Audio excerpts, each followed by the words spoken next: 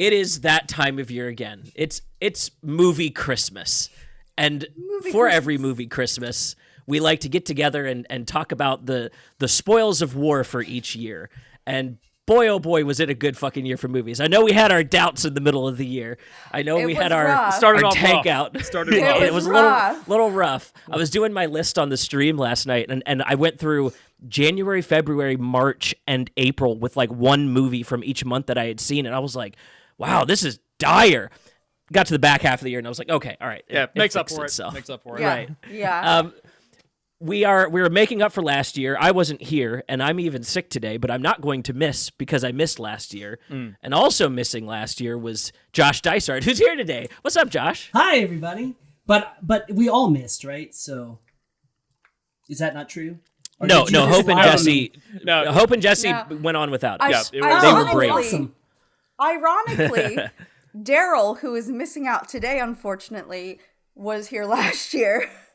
Yeah. Oh, I'll be playing the part of Daryl today. Yeah. Yeah. And what an understudy. Yes. Yeah, that's right. And speaking of, we have Hope the Horror Whore is here. Welcome, Hope. Nice. Yay! I also kind of wanted to wear my Futurama shirt because even though it's not a movie, Futurama came back this year. So that was like beautiful. So little double. Depending on how drunk I get on the podcast, you guys might get my Bender tattoo off my ass. Who knows? Yes. Will the mods block it? New We'll objective. Oh man. And we also have a Merry Christmas for Mr. Fresco, our professional cynic, wearing the Die Hard T-shirt. I love it. It's great. Now I have a machine gun. Ho, ho, ho. Thank you for being here. As always, you've been on, the last 4 or 5 of these we've done now? Swinging for the fences, man. Are you talking about me or are you talking about Josh? You. Oh, Fresco. yeah. We're doing your intro right now. Oh, okay, yes. You drunk already? Oh, boy. I had sake for lunch this afternoon, so, it's still winging it. Hey, that's a good lunch, if you ask me. That's a good lunch. That's a good lunch. Totally. Guys, we saw so many movies this year, and last time I was on a podcast of this nature with Josh, he gave me the gift of Mad God, which is the gift that keeps on giving. Sweet. I think I have forced at least a dozen people against their will to watch that movie through to the end. Fortunately, it's short, so it's not too bad. I've actually had nightmares because of that movie. Like literal nightmares where I wake up and I think I'm in a claymation nightmare. Yes. Hell yeah. So thank you. You're welcome. I don't think... Thank you. I'm going to probably go obscure this year too, but I don't think I've got anything quite as cool as Mad God hidden away. Well, Phil Tippett hasn't been cooking on anything for the last 40 years for you. Yeah. Josh, when haven't you gotten obscure, though?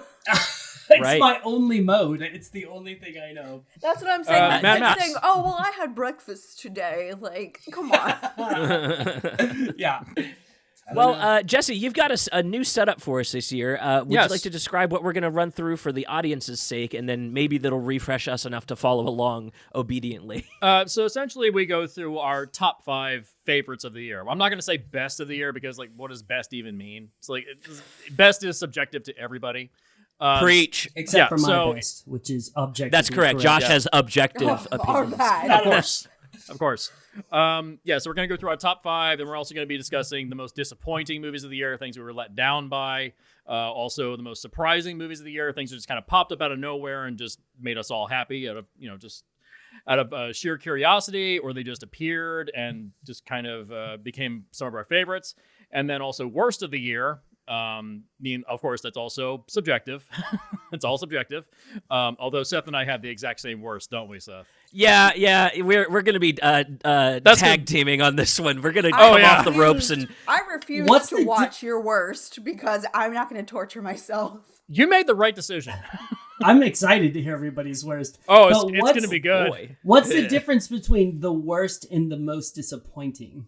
Like, how does I think you anticipated wanting to like one, whereas the other one that came along was just like you didn't even need to have expectations. It was just the worst thing you saw. I see. Yeah, just hot garbage. That one's gonna be hard for me. I don't come in with too many anticipations, but the worst, I definitely have opinions about. Okay, but I mean, like, I'll jump ahead. Like, one of my disappointing of the year was Creed 3. Like, I liked the first two, and like was not good.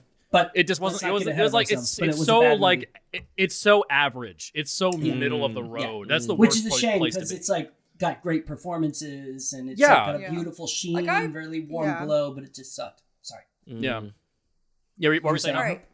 No, I was gonna say before you give too much away. I mean, why don't we just kick it off? Agreed. Yeah. So let's start the round robin with our guest Josh. Oh no! And your number? Yeah. No. No. Yeah. Okay, I'll go. Yeah, sure. Oh, okay. Number 5. Sudden. So at this, just to make sure I understand the exercise correctly, right now I'm talking about like my 5 best, right? My number 5. What's the first of your 5? Okay, I'm gonna go with Earth Mama, which was the first feature film by Savannah Leaf. It's an American movie. It might be the only American film in my top 5, though there were a lot of great American films this year. But I really loved it. It's really low key. It's about a young Black mother's pregnancy, and she already has 2 kids in the foster care system, and she's being courted by a Black family to adopt her coming unborn son. And the movie is just entirely built out of quiet moments, and it depicts its social hardships really subtly. You know, it's kind. It's full of kindness. Nothing is like forced drama. There's no like tedious hand wringing. And then in the end, I think it even sort of, it's not a happy ending, but it's an authentic and promising ending. And it does this without losing any of its sense of realism. And Jody Lee Lippis, I believe is how you pronounce his name. So he was the cinematographer on this. And he also shot Martha, Marcy, May, Marlene, which is a movie I really, really love about cult life. And he also shot Manchester by the Sea. So he's like a really great shooter. And here, it's so, his like palette is so soft and like murky and aesthetically pleasing. There's like a lot of light diffusion and a lot of pastels and purples. And he does something I really am not in love with as we move into this SLR era of shooting films. I'm not in love with movies that rely so heavily on the close-up. But this movie does that. Yeah. It's that, you know what I'm saying? That sort of aesthetic where everything is really close and they sort of keep the world around the characters out of focus almost the whole film. But it really worked here for me. I think it's because of the intimacy it created and because of the way they're trying to tell a story that is like a social kitchen sink American story, but not be, preachy or didactic about it or even socially exploitive, you know? So wow, I thought it was really great. It's Earth Mama. It's quiet. It's relatively short. It's filled with amazing performances, and it's probably my favorite American film of the year. That might not be true, but certainly for the purposes of this podcast, where I like to come here and like try to, express love for things that maybe didn't get seen a lot. I think this year, this is definitely one of the more submerged titles that I thought was really awesome and heartfelt and genuine. Earth Mama. A question that I'm going to be asking throughout the podcast. I love when we're selecting our lists, we're usually thinking of the moments that grabbed us, that makes us want to add these to our list. Yes. What was the point in which you were watching it where you knew like, oh, wow, this is something special. This is impacting me directly, or maybe even had the thought, this is one of the best things I've seen this year. Do you remember where you were in watching it when that happened? I love this question. For 2 of these movies, that question, though, is going to be super elusive because it's such a vibe movie that it's like less... Okay. Are you laughing at me, Seth? Did you just laugh at me? No, yeah, I did. Don't do it. No, but it's like It's a vibe. It's a vibe, baby. No, but it is, though. No, it's a super... That's how I'm going to describe one of my picks later. So I'm mad you beat me to the punch. That's all. It's a vibe, baby. But it is, though. It's a vibe movie. But I will say there's a moment when, because it does take place in Bay Area Black culture, predominantly in Oakland, California, there's a moment where she goes to like a drag race, like an illegal street drag race with all her friends, her girlfriends and stuff. And it's so rewarding visually. I mean, the movie isn't, I don't mean to keep elaborating on how striking I found it visually with its kind of low key, low. That's budget kind of why we're aesthetic. here. It's, Yeah. Well, no, Yeah. no, because No, it's okay. Gush over it. That's why we're here. I know, but we're also here to. But I'm also here to discuss like how emotionally palpable I think the movie is too. It's really authentic emotionally, and like but there's a scene at this drag race, and they choose to film it almost entirely, like I said earlier, in these kind of close-ups with people moving around. So there's this real like fury of the cars behind them and the drag racing and all the stuff that every other film you'll ever see would be doing. And wide shot would be exploiting the graphic nature of the imagery and everything. And this movie doesn't, because it's so about the internal landscapes of the characters. So this big epic event is happening all around her, and you're just stuck with her in this intimate space. And it's really lovely. Wow. A lovely beat and a lovely movie. Wow. Now listen, it sounds like a Fast and Furious scene, but from like Yes. a different angle. So Right. like I'm in. Like I'm very curious to watch and see. It sounds this like now. Fast and Furious, but from a second-hand perspective. Well, it's like if Like the a scene in Spectator. Fast. Yeah, precisely. If like a pregnant young, mama was at a Fast and Furious thing, but it wasn't. But also in Fast and Furious, they have these huge consequences for the races, right? Which so you have to remove plot consequence, and then you got it. Sure. Yeah. Earth Mama. That Earth that Mama. high on the Yeah. checkout list. That sounds exactly I my already speed. put it on my Something- letterboxd as like my Oh, watch sweet. list, so Oh, Nice. good. I hope you like it. It's her first feature. She did make a documentary short that is about the real woman that this feature film is based on. Okay. Oh, that's cool. Mhm. Oh, So nice. it that. does I come like that from a her lot. doc work. Yeah. Yeah, and it also Yeah. speaks to kind of the realism that she manages, even though it's a work of fiction. Right. Yeah. Okay. Well, and that means that this is something that's been ruminating within her too. That's right. Like something that over time that like So you this is a have the ability passion. to tell. Yes. Yeah, you can tell a more intimate story when you have a deeper understanding, and if you're rolling your work along, you're building onto yourself, and that Yes. that sounds like it's showing up on screen. Yes, exactly. You get the benefit of having, for lack of a better term, sort of a first draft or a way of exploring it and then exploring it in another direction. And it's awesome. It's a good movie. Perfect. Well, I'm going to move counterclockwise to the YouTube video, so let's go to Hope. Hope, what's your number 5? So I'm actually gonna link back to last year. Last year, one of my was really excited anticipating movies was Barbie, and honestly, it did not fail. It exceeded even my own expectations, my wants. Little side story to it, I actually did something I've never ever done in my life. I wore a pink dress and I went out with Whoa! I went out with a bunch of women who I'd never met. It was this, we're all single ladies at the time, and we're just hey, we don't really get together with other people. Let's come together because the movie is in celebration of togetherness, so let's come together. And I was like, okay. So I met all these beautiful people while doing something that's not in my comfort zone. Usually I'm the goth bitch, and I'm dressed all in pink, and I met these people I didn't really know. We went out, and it was an amazing day, with an amazing movie. And I just love the fact that Greta Gerwig, she's made history with this movie. Not only is she a female director doing this, she's the highest grossing one. She had an amazing cast, amazing script work. It just, everything that went into that movie, you could tell everyone just loved. Even the little cameos. One of the stories from set was John Cena, who's the merman Barbie. He wasn't even paid to be there. Margot just happened to see him. Yeah. Because she was oh hey, said I haven't seen you since Suicide Squad, and she's like, do you want to just stop by set? And he's like, fuck yeah, I do. And they just slapped some mermaid shit on him, and that was his 5 minutes.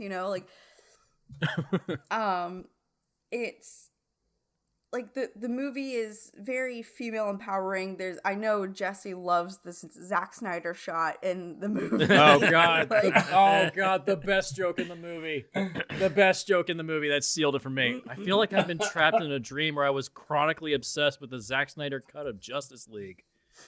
I died in the theater. I died. Jesse came to sentience in the theater. He was like, "Oh fuck, they're reading my mail."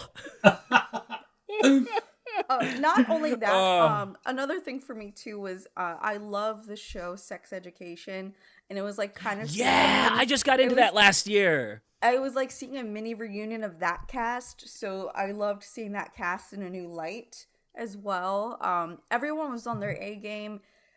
Like I said, the movie made history on several fronts. It got history correctly, like they did history correct. They showed everything. It was just a beautiful movie. It spoke to me maybe a little bit more because I am a woman and I had the experience I did with it. It was like very empowering, and I was so happy about it. You know, I was just so happy. Like, and the irony is too, I never played with Barbies growing up as a girl. I never did. Huh. The extent of me playing with it is me and my cousin Andrew would steal his little sister, my other cousin's Barbies, and we might have decapitated and burned them. Yes. We're going back on brand. Like, pink dress was a little off brand, but now the train's writing itself now. You were the ones making the Kate McKinnon Barbie doll. Yes, that's right. We were. Yeah. Actually, no, we were the ones doing the Toy Story hooker dolls. Yes. Yes. yes. That was us. So that was like the closest I got to like playing with the Barbie as a kid. So wow. Yeah. That's one Nice. thing I loved about the movie is that there's jokes for kids, but there's also jokes for adults that you'll only get if you really look into it. Like when Barbie says, like, why'd she call me a fascist? I don't know anything about the railroads. Like, I get it. I get it. So yeah, it was just I was so happy that my expectations weren't let down. So that was definitely one of my top 5 of the year. I was very happy for multiple reasons other than just the movie itself. Yeah. And when you break it down, the plot is really, it's just the Lego movie. It is literally just the Lego movie. It is the same plot, almost beat for beat, and Will Ferrell's in there. I fucking love the Lego movie too. Yeah, I do too. Yeah, it's the Lego. I've always seen it as like a side story to the Lego movie. It's just Will Ferrell's character just transplanted here. So it's okay. Oh yeah, because there was a daughter in that movie too, right? Yeah, it's just you can It's say her it's the same Barbies. universe if you want And to. he's like yeah, the why corporate guy at a toy factory. Like it. not? Huh. Interesting. I think my takeaway from Barbie that really blessed me in the theater was the fact that they were brave enough to, and I don't want to wave around the word avant-garde, but like that's a pretty avant-garde ending to go out with like a very metatextual conversation in a non-environment room that is literally all vibes, just to like have a direct conversation with your audience. That's like I don't think we'll ever see anything like that again. Truly. Like, I think we'll see attempts at that, but that might be the one time that something that is very obviously a corporate entity still has art at the center of it. And that, like, I respect that. I respect towing that line to that degree, that you're willing to put that out into theaters and say, yeah, I trust my audience to take a deep ending like this and walk away like more whole for it, instead of wrapping it up in a fucking, action sequence bow, or you know what I mean, or the ways it could have ended would have been satisfying, but not nearly as satisfying as what we got. And so it was also on my list. Hope we're 1 for 1 already. Awesome. Nice. Fantastic. All right, Mr. Fresco, what's your number 5? John Wick Chapter 4, because I know that Josh, did you see Chapter 3 at all? I did. Okay. I did. Yeah. To me, it's the worst one at this point. But 4 is probably like second best. I still like the first one the most. I actually just saw Keanu Reeves playing with Dogstar last night in DC at the Howard Theater. Yes, it was amazing. You and my boy Hell AJ were there. Yeah, and he doesn't take the spotlight at all. The only time they ever shine the spotlight on him was when he does like a 10-second bass solo, and that's it. Nice. He never spoke. He never took the spotlight. He's just like, I'll just play it with my friends. That's it. He's taking a break from acting. I love that. Dude, the reason I feel the reason it made my list is because not only is it gorgeous, not only is the action great. I mean, it does get very cartoony to the point where even the day after the 5-minute long down the stairs, you mean? Oh yeah, when he falls down 200 steps of stairs. The Hot Rod bit, you mean? That is just the bit from Hot Rod. Yeah, well, I mean, and just like when he jumps out the building and lands on the edge of the car and just gets up and walks away, it's like, all right, that's a Roadrunner cartoon. That's goofy. Like he's invincible now. He's the Doom guy with God mode turned on. It's like it's fine. But it's so well shot. It's so excellently acted. Donnie Yen is fantastic in it. Like Donnie Yen as a Zatoichi action hero is so great. And I love that man. It made the list because they stuck the landing. There's been a bunch of movies and TV shows that have botched their endings in the last like 10 to 15 years. Yeah. like Game of Thrones, Battlestar, maybe Breaking Bad kind of has there's a lot of contrivances in the last episode. It peters a little bit for sure. Yeah. El Camino kind of makes up for it, but it's kind of its own separate thing. But yeah, this is the one where I was like, okay, they didn't puss out. They don't have him survive. He's dead. He's gone. Like they ended in a good place where it's like, all right, we're done. You know, they washed their hands of it and they walked away. No matter what they say about doing a chapter 5, if you don't get Reeves and Stahelski back, you're not going to be making a chapter 5. And Stahelski is busy working on like the Highlander reboot and Ghost of Tsushima, so he's busy. Yeah. We're also getting the offshoot, the ballerina. So yeah, that's one of my want to see next year. That's Reeves is supposed to have a small role in that. I think in like the second act, he and Lance Reddick show up to help out the main character in an action scene, but that's about it. It takes place between chapters 3 and 4. Yes, pour one out for the homies. Lance Reddick. To Lance. Yeah, that's a loss. Damn. But yeah, they stuck the landing. I always go back to my most hated ending of all time, The Sopranos. Josh, what did you think about the ending of The Sopranos? Love it. God damn it. Of course you do. Of course the one where Josh and Jesse fight. God damn it. It's only just begun the fight. What were you expecting? Yeah, I know. All right, but I don't like that ending. To me, it's like taking your favorite book and ripping out the last 30 pages. I'm just like, I don't like it. You know.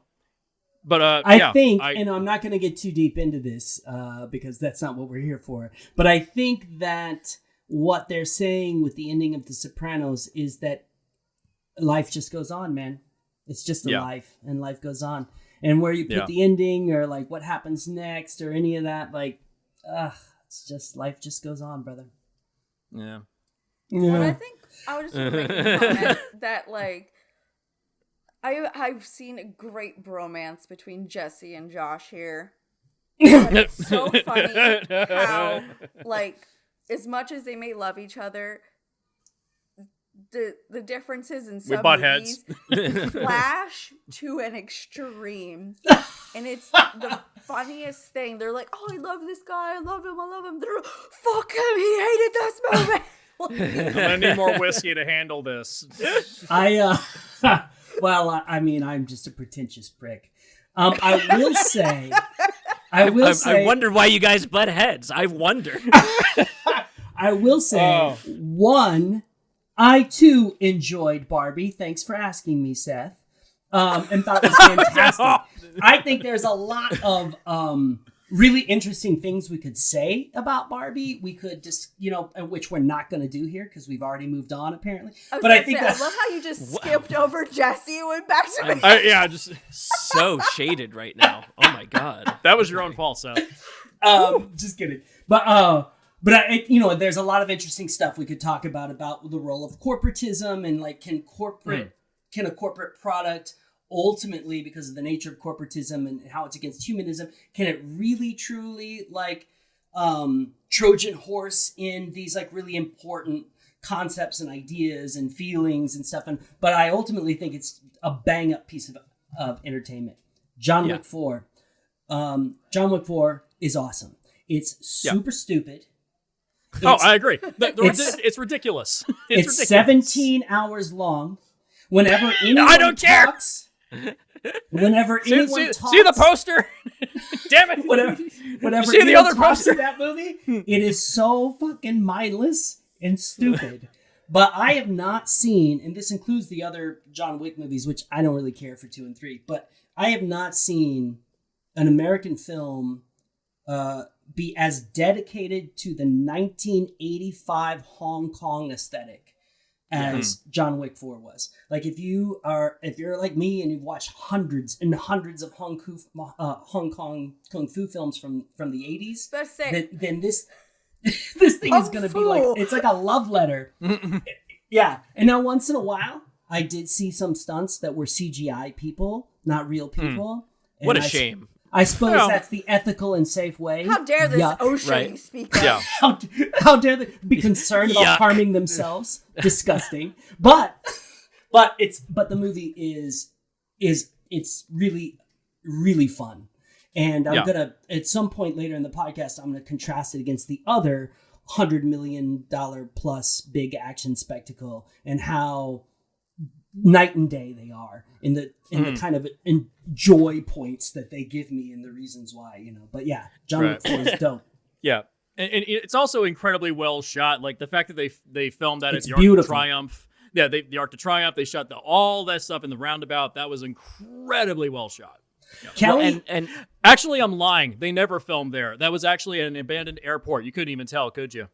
I absolutely could. You're so good at it. With all due respect, that looked like a video game sequence in Unreal Engine 5.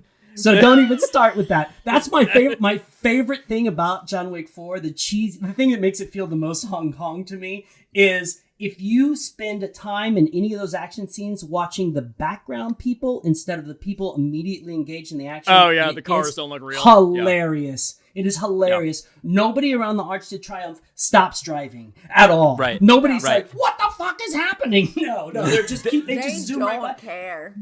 And in the night, like a circle pit, like ants. It's not realistic. It's hilarious. And in the nightclub sequence, everybody in the background looks like a Bethesda non-player character. They're like, they like they're still dancing despite the fact that there's somebody flying around with an axe. Yeah, it's really funny. If you're drugged the fuck up enough, you don't give a shit. Yeah, actually, so no, it's awesome. I love it.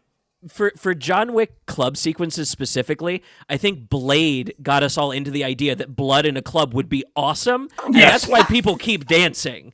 That's like that's. I'm sorry. No, I'm with you, Jesse. Honestly, the House of Usher. Oh, you're right. Like acid from the ceiling. Oh, did you see that? Oh, that was the most fucked up thing I saw all year long, man. Oh my god. Jesus. Nah, well, you haven't seen When Evil Lurks, then. Ooh, I did watch When Evil Lurks. Are you looking at my notes over here? Get out of here. Get out of here. On to you before there's more spoilers. Seth, what is number 5? Oh, one last thing for John Wick. I called it that it was actually Orpheus. He literally dies descending the steps of a church while looking at the sunrise, and he looks out at Paris and it looks like the underworld. I called it. I literally called it. It's such a I don't stupid care. movie. I love it so much. I love it. It's like my top 10, cool. And it's so stupid. We'll see what the ballerina spinoff does. Yeah. Right. John Wick 4 specifically is the travesty of why we don't have stunt awards at the Oscars. Yes. Because not just the stunts themselves, but the set sequences, like the set pieces, the Hotline Miami when it goes up above the set. Dude, like the way they go out of their way to shoot unreal images to just add to this unreal violent situation. Just it works perfectly. Like there should be a stunt award. Yeah. I mean, I don't give a shit about the Oscars if I'm being honest. Yeah, fuck the Oscars. But I couldn't agree more though. Not anymore. You're absolutely right. Like I mean, I as a huge fan of stunt work and as somebody who like that's a whole piece of cinema that I like am really really into. I think I'm 100% with you. Another thing about John Wick 4, and the reason why it gave me such strong Hong Kong vibes is not just the nature of the choreography, but also more than any other John Wick film, I feel, if I remember correctly, it's filled with wide shots that are held for a long time through several choreographed actions with the camera predominantly locked down. And that's an old Jackie Chan thing that Jackie Chan used to say over and over and over again. Like, don't cut until you have to cut. If you see a scene that's all cut up, it either means that the director has no sense of kinetic action or your performers could not do what you're asking them to do. Yeah. And one thing that this movie does is it riddles the screen with performers who can show up and do this choreography, which is dance. Yeah. I mean, all action films are dance movies, right? And so it was so exciting to see that. It's been a long time since I've seen an American film really know how to shoot and depict well choreographed action. So it was awesome. Yeah. I think Praise for John Wick 4. I think he'll do all really around. well doing the Highlander reboot that's supposed to come out in a couple of years. Yeah, I could see that We'll being see. very successful. They just Yeah. never get my childhood right. I'm just one of those old white men. Well, earlier on Film Rescue this year, we had Highlander 2: The Quickening as one of the films we had to rescue. Don't tell me you like that movie. I you're mean, number some things are Seth, so bad number that they're 5. so awesome. Oh, Yes, God. yeah. I'm listening to Hope. I'm pulling us into my number Do it. 5. Seth, Do You it. go. You go. Yeah, save yeah, us. you go. Please save us, son. Moving on. Every Do year it. I'm split for my number 5 position and my dark horse. They usually end up being pretty interchangeable. The way that I landed it out this year, I had to go with my heart. My number 5 for the year was They Cloned Tyrone. Yeah, it's my That big was a surprise this good year. one. Yeah. Nobody tell Netflix that movie is on Netflix, because if that movie disappears from Netflix, I will actually kill myself. Like, that is a threat. That is a threat. What the fuck? How did we get a movie that cool, that shot well, that interesting, and That funny. and came straight to fucking Netflix and disappeared and nobody saw it? Yeah. Oh, We I did an loved episode on it. fucking- Please go back and No. check out that episode. I am short story before you go on, Seth. I was actually pissed. So I already work nights, so my sleep schedule, even when I'm off, is fucked. And with the time difference, Seth sent out a message and was like, "Hey, I want to do an impromptu episode on They Clone Tyrone." I said, "Yeah, I'm down. I'm in. What time?" And he never got back to me. And then, like, the next day, he's like, "Oh, well, the episode's up." I'm like, "Bitch, you excluded me." Oh, I forgot to check back in on my Discord. That's like literally that was my L. I'm taking L's this year, and sinner. But don't let my L be your L. Please watch They Clone Tyrone. Yes. Yeah. no, It's I'm so saying cool. I was mad because it was so good. I agree with you. So, like, yes, I'm right there with you, Seth. It was so good.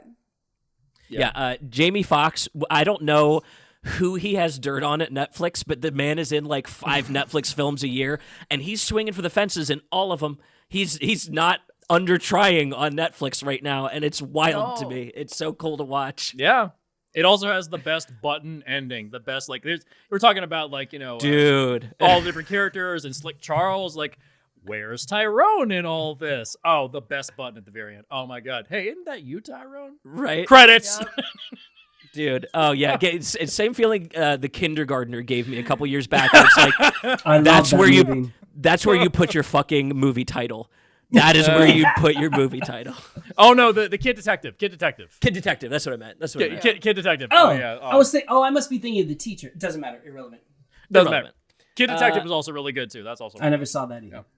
All right, Jesse. came what out is in the middle of COVID. What is the next section for us? We're not moving to 4 Oh yet, right? yeah. Yeah, disappointing things that we were looking Oh. forward to, but kind of just like, I have 4 on my list. We already talked about Creed 3. We already discussed that. I've got 3 others.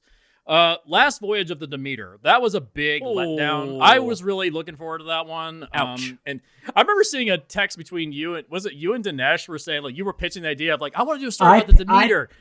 Yeah. I pitched that exact movie to Dinesh like 3 years ago, and he was like, "They're already making that movie." And I was like, "Bullshit! You just don't want to make it.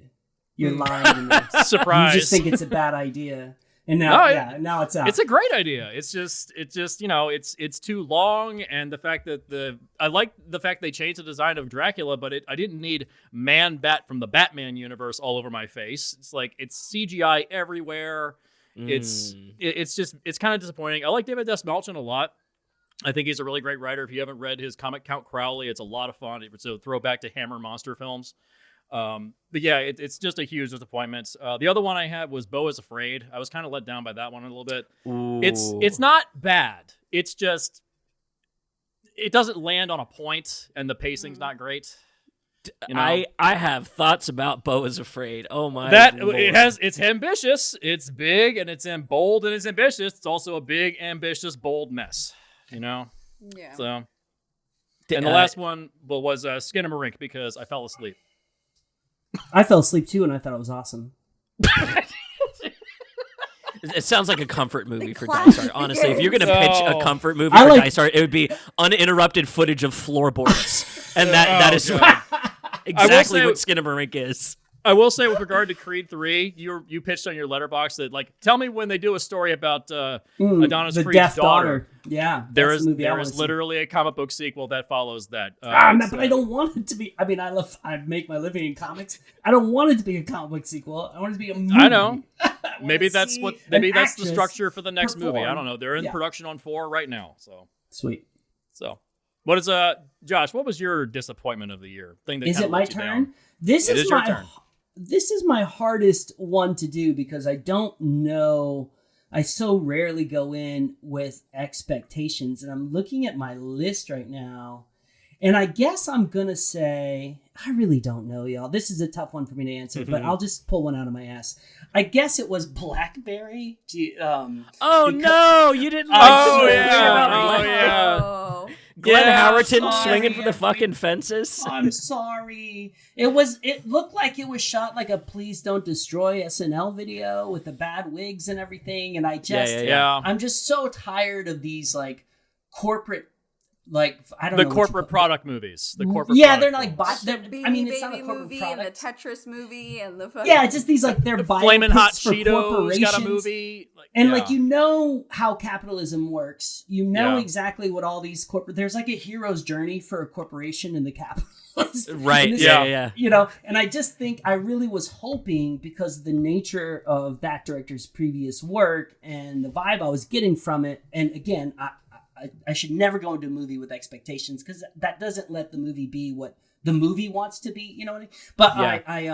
I definitely was hoping it was just going to be a little bit funnier, a little bit more documentary now, and a little bit less like Air or whatever Yeah. the fuck. Yeah. And, That's a good comparison there. Yeah. Yeah, and I Yeah. just was really bored with it, and I didn't think every scene. I just didn't care for it. So, and it was getting when I went to see it, recency bias had the score really high up on LB, so Yeah. on Letterboxd. So I was like excited to see it and everything. Yeah.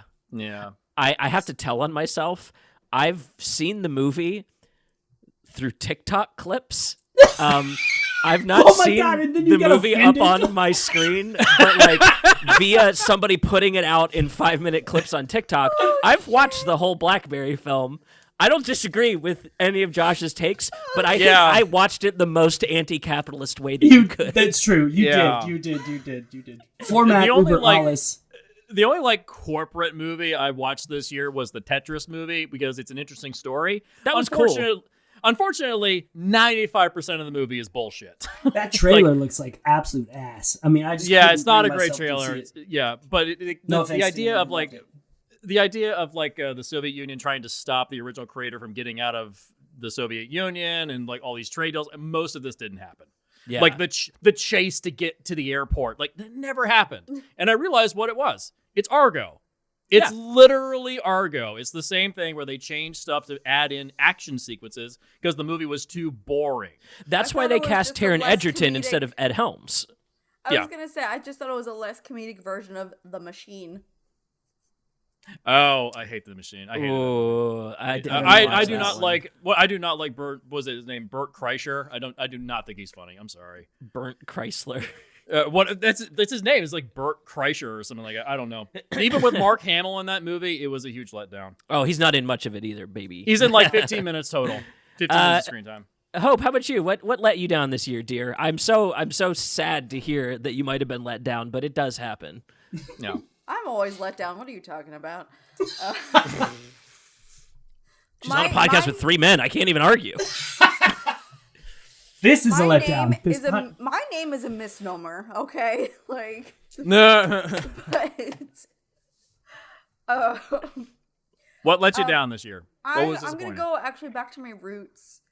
So, being the horror, what I was actually really disappointed in was the newest Scream movie. When they came back previously with like this new cast mixed with the OGs. Like it was good. Like I was very excited. I was like, yes, you came back with a vengeance. Like because I thought like 4 was then but then they came back and I was like, okay, I'm down. And then this year they're not even in Woodsboro. They brought in new characters and then they it was just such a mess. I was so let down because they came back so strong with this franchise and then I just felt let down again. I'm like, you really just botched it. They could have gone to so many different directions and it was still all just bullshit. And I'm like, it was just such a letdown from what the hope I was given from the newest reboot of it, basically. And yeah. I was, like I said, I was just disappointed. Are they even scary anymore? I tapped out after 3. I mean, you're asking the wrong girl. Is the point fair. for them to be scary? Maybe that's a better question. Yeah, this is the person that watches Terrifier as a comfort movie. So right. I also do crime scene cleanup and work in a lab with body parts, and I'm the only one who touches legs there. So yeah, that's the make-believe version of it, Jesse. Did they put it in like Manhattan at this point? Are they in New York? Mm-hmm. Okay, so it's basically just Friday the 13th, Part 8, Jason Takes Manhattan. Okay, so it's the really, really bad one. All right. No, it's not that because he's in Manhattan for like 10 minutes in that movie. So no, it's not that. They're in Manhattan. I know. Yes, those wonderful lakes that somehow lead to the New York Harbor. I love that movie.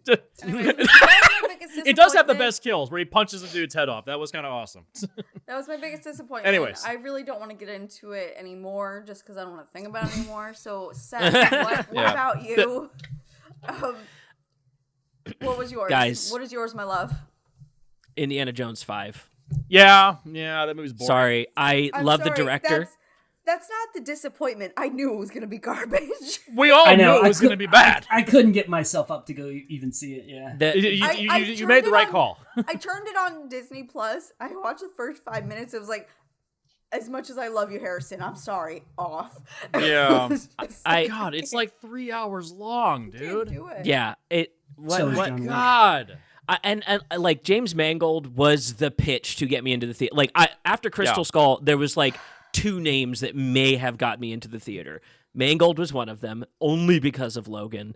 And time travel, not better than Aliens. Sorry, guys, you didn't take the note that we like mystical, ancient, religious magic shit and not hard sci-fi. Please, not in my Indiana Jones.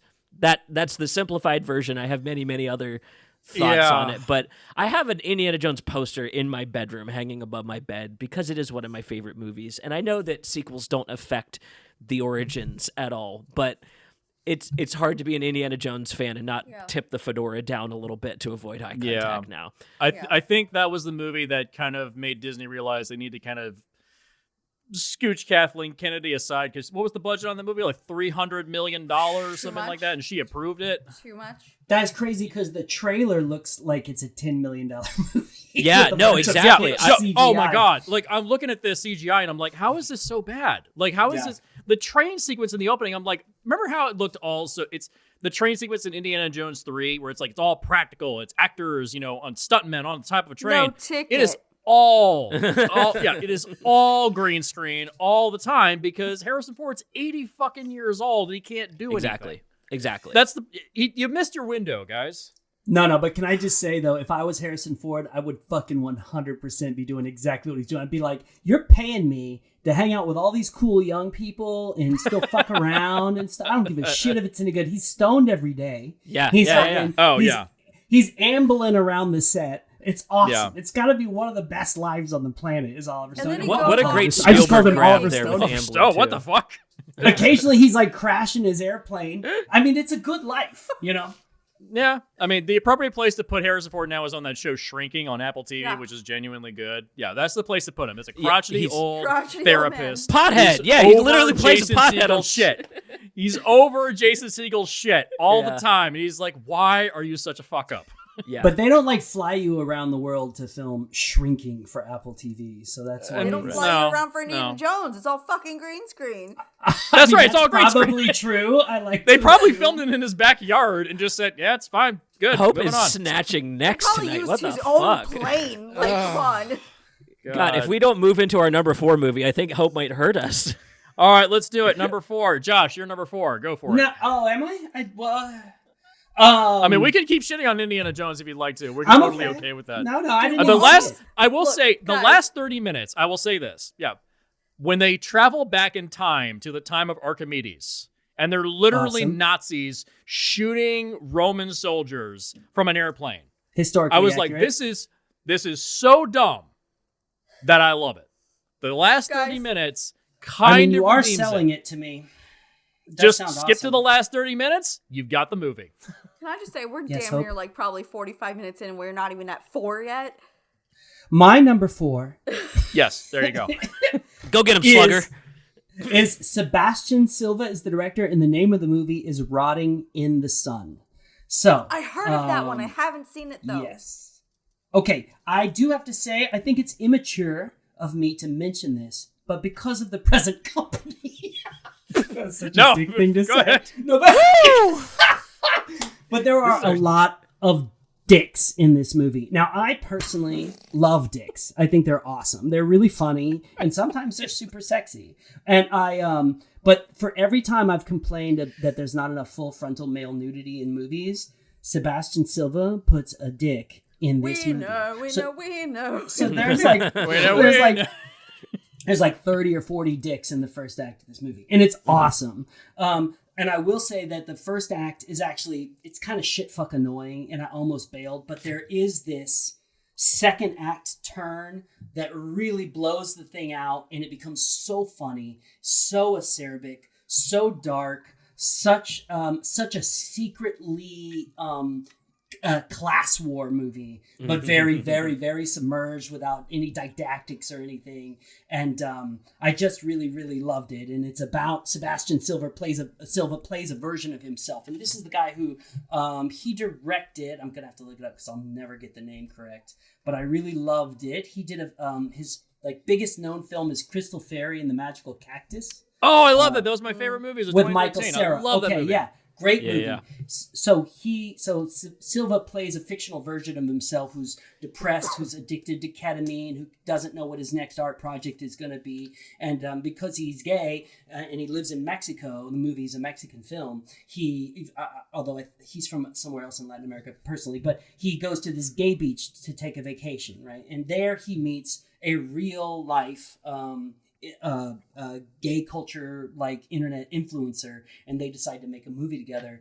And the movie isn't about the movie they make at all. Not at all. In fact, the entire setup for the first act is just for the second act turn, and it's really great. I really loved it. I laughed a lot at it. It's really it's amazing. There's an ode to John Waters, and I did not notice this. It was a friend You said of the mine. magic name. You said the magic name.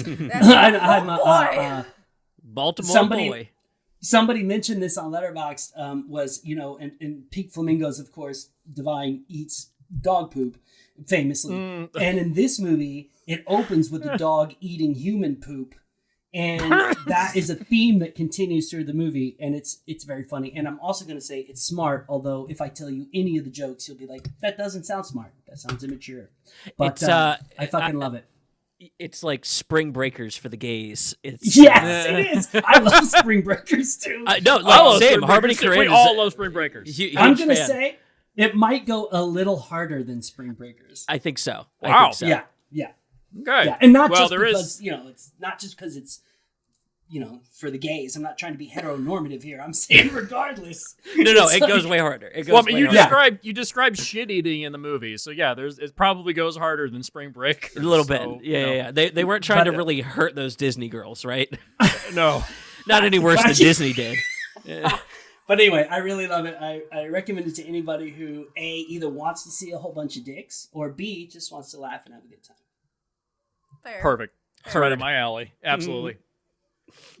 There wasn't a lot of comedies this year, so I'll always take a good comedy. I thought Bottoms was a great comedy. Bottoms is great. Yeah, it wasn't this on my. was a It's not great on my comedy. top. Not on my top 5, but it's up there. Yeah. Yeah, me too. I'm glad that we're still getting like premise comedies where like comedy is the core driving focus, and it's not like an action movie with jokes or drama with jokes or or a Marvel movie where it's like they're superhero movies, but they're really just a comedy. Yeah. So, I'm done with that. Hope. Numero quattro. Can't wait. So my number 4 is I'm going to keep this very short and sweet because we actually already did an episode on this movie earlier in the year. Hell yeah. Sisu. Yes. That was my big surprise of the year. That was my dark horse too. Sisu. Oh god, did you see Sisu's, Josh? I have not seen it. So okay, Sisu it's is Inglourious near and dear to my Basterds, heart. but it's not boring. I know what it is. Okay. I like it because I come from like Scandinavian Nordic heritage, and I love any movie that comes from out of that area. It's low budget, amazing quality, great premise, simplistic as fuck, but also creative as hell. Yeah. Oh god, when he threw the landmine at that guy's head. Oh my god. It's- I have not laughed harder in the theater. I just loved it because again, I was going through a very, very hard time in the year during that time, and to see something like so cathartic like that, maybe it helped me get through the hard time. Maybe when I did see it, but it was just like I said, it was so for the most simplistic plots can put you in the most creative positions. And also, I'm not gonna lie, I am a fucking sucker for any adorable animal. And there's a little fucking adorable dog in there that looked like a little baby sheep, and I loved it. And when I saw the movie first, Dogs and are I cinema. said to Hope that there was a dog in the movie, and I said it was kind of like John Wick in World War II. And when Hope was in the theater, she was like, "If something happens to this fucking dog, I will kill you." He survives. He makes it to the end. Again, he makes it. I He was makes going it. through Spoiler. a really hard time at the time, like family shit was happening, and I was like, I cannot cry right now. If anything happens to this fucking dog, Jesse, I will murder you because I cannot handle this shit right now. There's a movie. The dog survives. We were good. I love the movie. Yeah. End of discussion. Yeah, that was my 4. And on to you, Jesse. Okay. I will say, I mean, we did just say that when we were doing our episode on the movie, we said give this director a Punisher movie because it does feel a lot like a Punisher movie at times. Yeah, so Josh, are you? Is this in any way? You're like so stone faced right now. Like this is not even. I haven't seen it. I can't say anything at all about it. I recall being like excited when the trailer first dropped, but I also I had some trepidation about it, and I'm not sure what that is. But for some reason, I wasn't compelled to watch it. But that could change. It might change because of this podcast. It's the ultimate Nazi killer movie. Like, fuck Nazis at this point. If that was not my reason for not seeing it. Also, my Scandinavian, like Nordic heritage, like it's very complicated up in those countries during World War II. Sure. So it kind of shows that complication as well. So I like that fact that it's coming from their perspective and not like your traditional German or American perspective. So. Yeah. It's kind of a section of the war that's kind of been ignored in a way.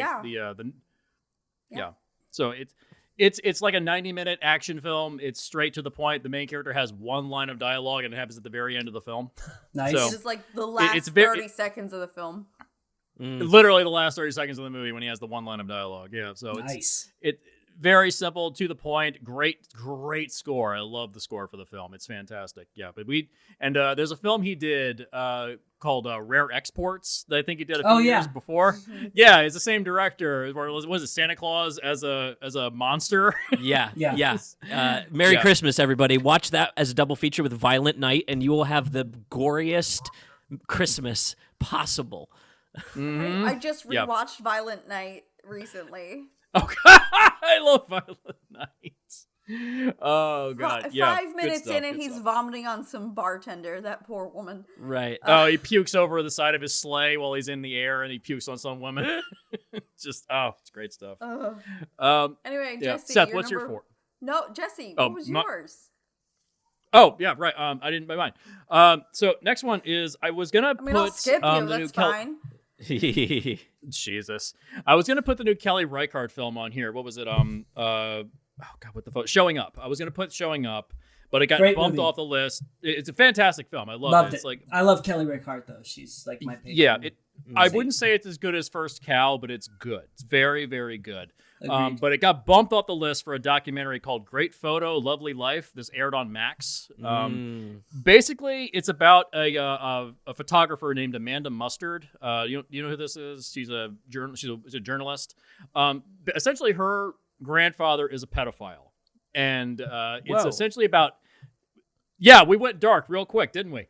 So it's essentially about her relationship to her grandfather and it revealing that he got away with it, of abusing members of the family, both his daughter, which is her mother, and his granddaughter. Wow. And also because apparently he was a doctor. And he got away with molesting many people throughout his life. And he got away with it. And he never had to get onto the National Sex Offender Registry because the registry wasn't established in 1994. He was arrested in 92. Wow. And the whole film is basically about her dealing with her family's trauma and calling up all the victims to make amends and apologizing for his behavior. And they interview him in the movie. Jesus Christ. They literally go to his place and they interview him. He doesn't think he did anything wrong. There's clearly something not right up there. Jesus, and it's to bounce off that, Jesse. It's not a movie, but I just watched the most recent Waco documentary series. Oh, yeah. Mm-hmm. It's some of the Davidians. To this day, one of them, she was like, "Oh, I didn't care about my child because he was just a tool for God, just like I was." And I'm like, "Yeah, what?" So yeah. it just originally documentaries like this, like I want to watch the one you just mentioned. Documentaries like that, just ironically enough, for me, I was a crime scene cleaner. I saw the worst of humanity, and it still boggles my mind the shit that I still come across, like things like that. It's crazy. Yeah. And there's a part in the movie where they discuss originally he was supposed to serve 5 years in prison. He only served 2 because the church got him out. Of course. Because he was fucking course. He was a repentant man of God, and the church, of course, got him off the hook. So can I drink more now? I'm gonna take a shot of whiskey. Cheers. I like that your wine glass just looks like a vat of wine. Oh God!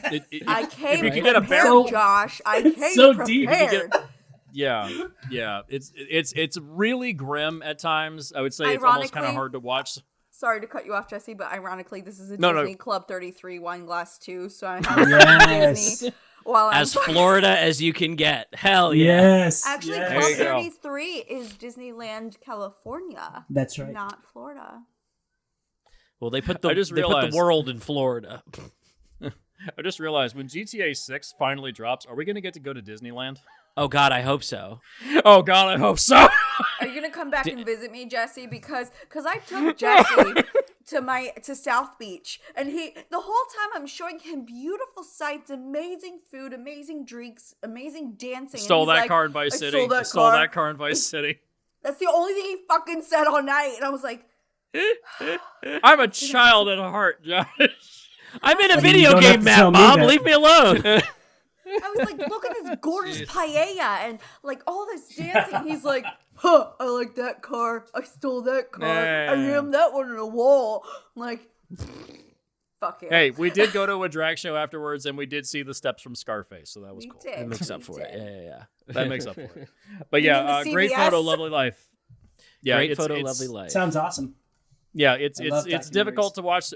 He literally died while the film was being made. Wow. That's good. They moved him from one facility to another because he was making all the women very uncomfortable. I bet.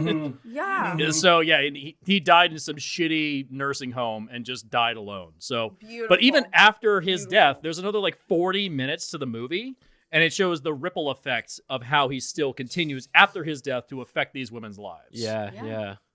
Yeah, so it can be rough, but it's very good. I encourage people to watch. I typically don't like recommend like I because of Warner Brothers business practices as of late. I would say if you can get this on physical media, please do. If that's possible. If it's possible at this point. Yeah, physical media. This is a year where physical media has become critical to the preservation of film and television. Yeah. So. For sure. Max was kind of on top of it for docs this year too. I had 2 that like didn't make my list but were like high recommends. Telemarketers and The Secrets of Hillsong. I really like telemarketers. It was fun. Dude, okay, so to piggyback off of the points of Jesse's pick, Secrets of Hillsong is about how the lead pastor of Hillsong, the biggest church in the world, his dad was a fucking pedophile, and they were covering it up.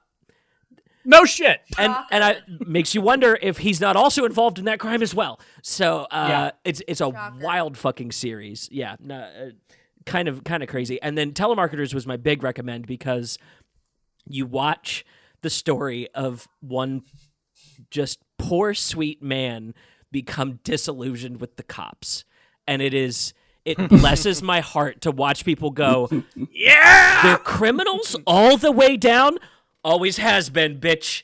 Always has. That Telemarketers is so fucking good. It's about a guy that started a documentary while he was a telemarketer, selling shit for the cops, basically, that was stickers to put in your window to like be part of a fraternal order that like doesn't actually do anything. And they were just scamming donations. And they were doing fucking meth in their offices.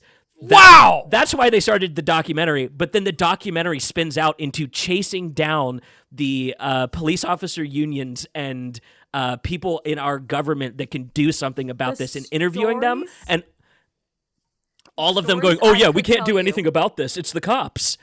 Oh. Do you know how many stories I could tell you? I used to have contracts with them, and they hated me, and I hated them. Mm-hmm. Yeah. Yeah. Can I say, I won't derail this, but I was a telemarketer for that exact organization in the mid-90s in Houston, No Texas. shit! And I had not thought about that. Kelly and I, my wife and I, put that documentary on, and I had these like body memories of it, you know, and it wasn't anything like the experience that guy goes through. But I 100% spent 6 months. Gronzi, come in here real quick. 100% spent 6 months working for this fucking sheriff's union, but not really, you know, working for that company that like breached all that, and I did all that. Dysart worked for the telemarketing company of that documentary we watched. Did you really? Yes. Oh my god! In the mid '90s, yeah. That's in Houston, Texas. That's awful. Oh. How's that bad? I mean, pretty good, you know, all things considered. Yeah. How are you guys? God. Oh, we're great. I can't Awesome. believe you worked for that company. That, So stupid, What a small fucking world. That's awful, dude. Wow. It was That crazy. deserves a cheers. And the guy who, made it out.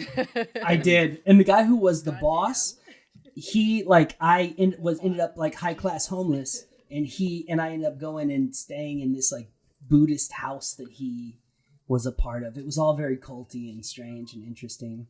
Wild. Glad you Oh made it my out god. alive. Ugh. So glad That you made it is- out alive. This is Yeah, like my life like has finding been bonus crazy. features on the DVD. I'm like, holy shit, I get to learn more. Yeah. All man. right, Seth, Yeah. was that your Oh, number God. 4, or is that just like a tangent? No, yeah, that was just off of documentaries. My number 4 my number 4 of this year was Killers of the Flower Moon. Okay. Okay. Hear me out.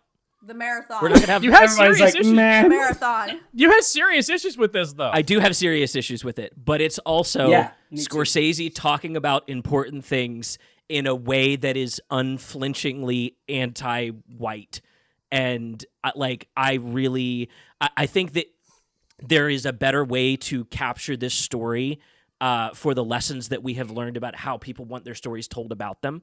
And that is my biggest complaint. That aside, the tribe that he worked with is singing nothing but his praises. And I listened to the indigenous people when they say, hey, we trust this, actually, we dig this. Apparently, many of the scenes, the leaders were allowed to improvise and put their own thoughts into the film. And the runtime, again, it's just Scorsese. Like, we're not going to have him much longer. He's working with some of the best actors alive right now.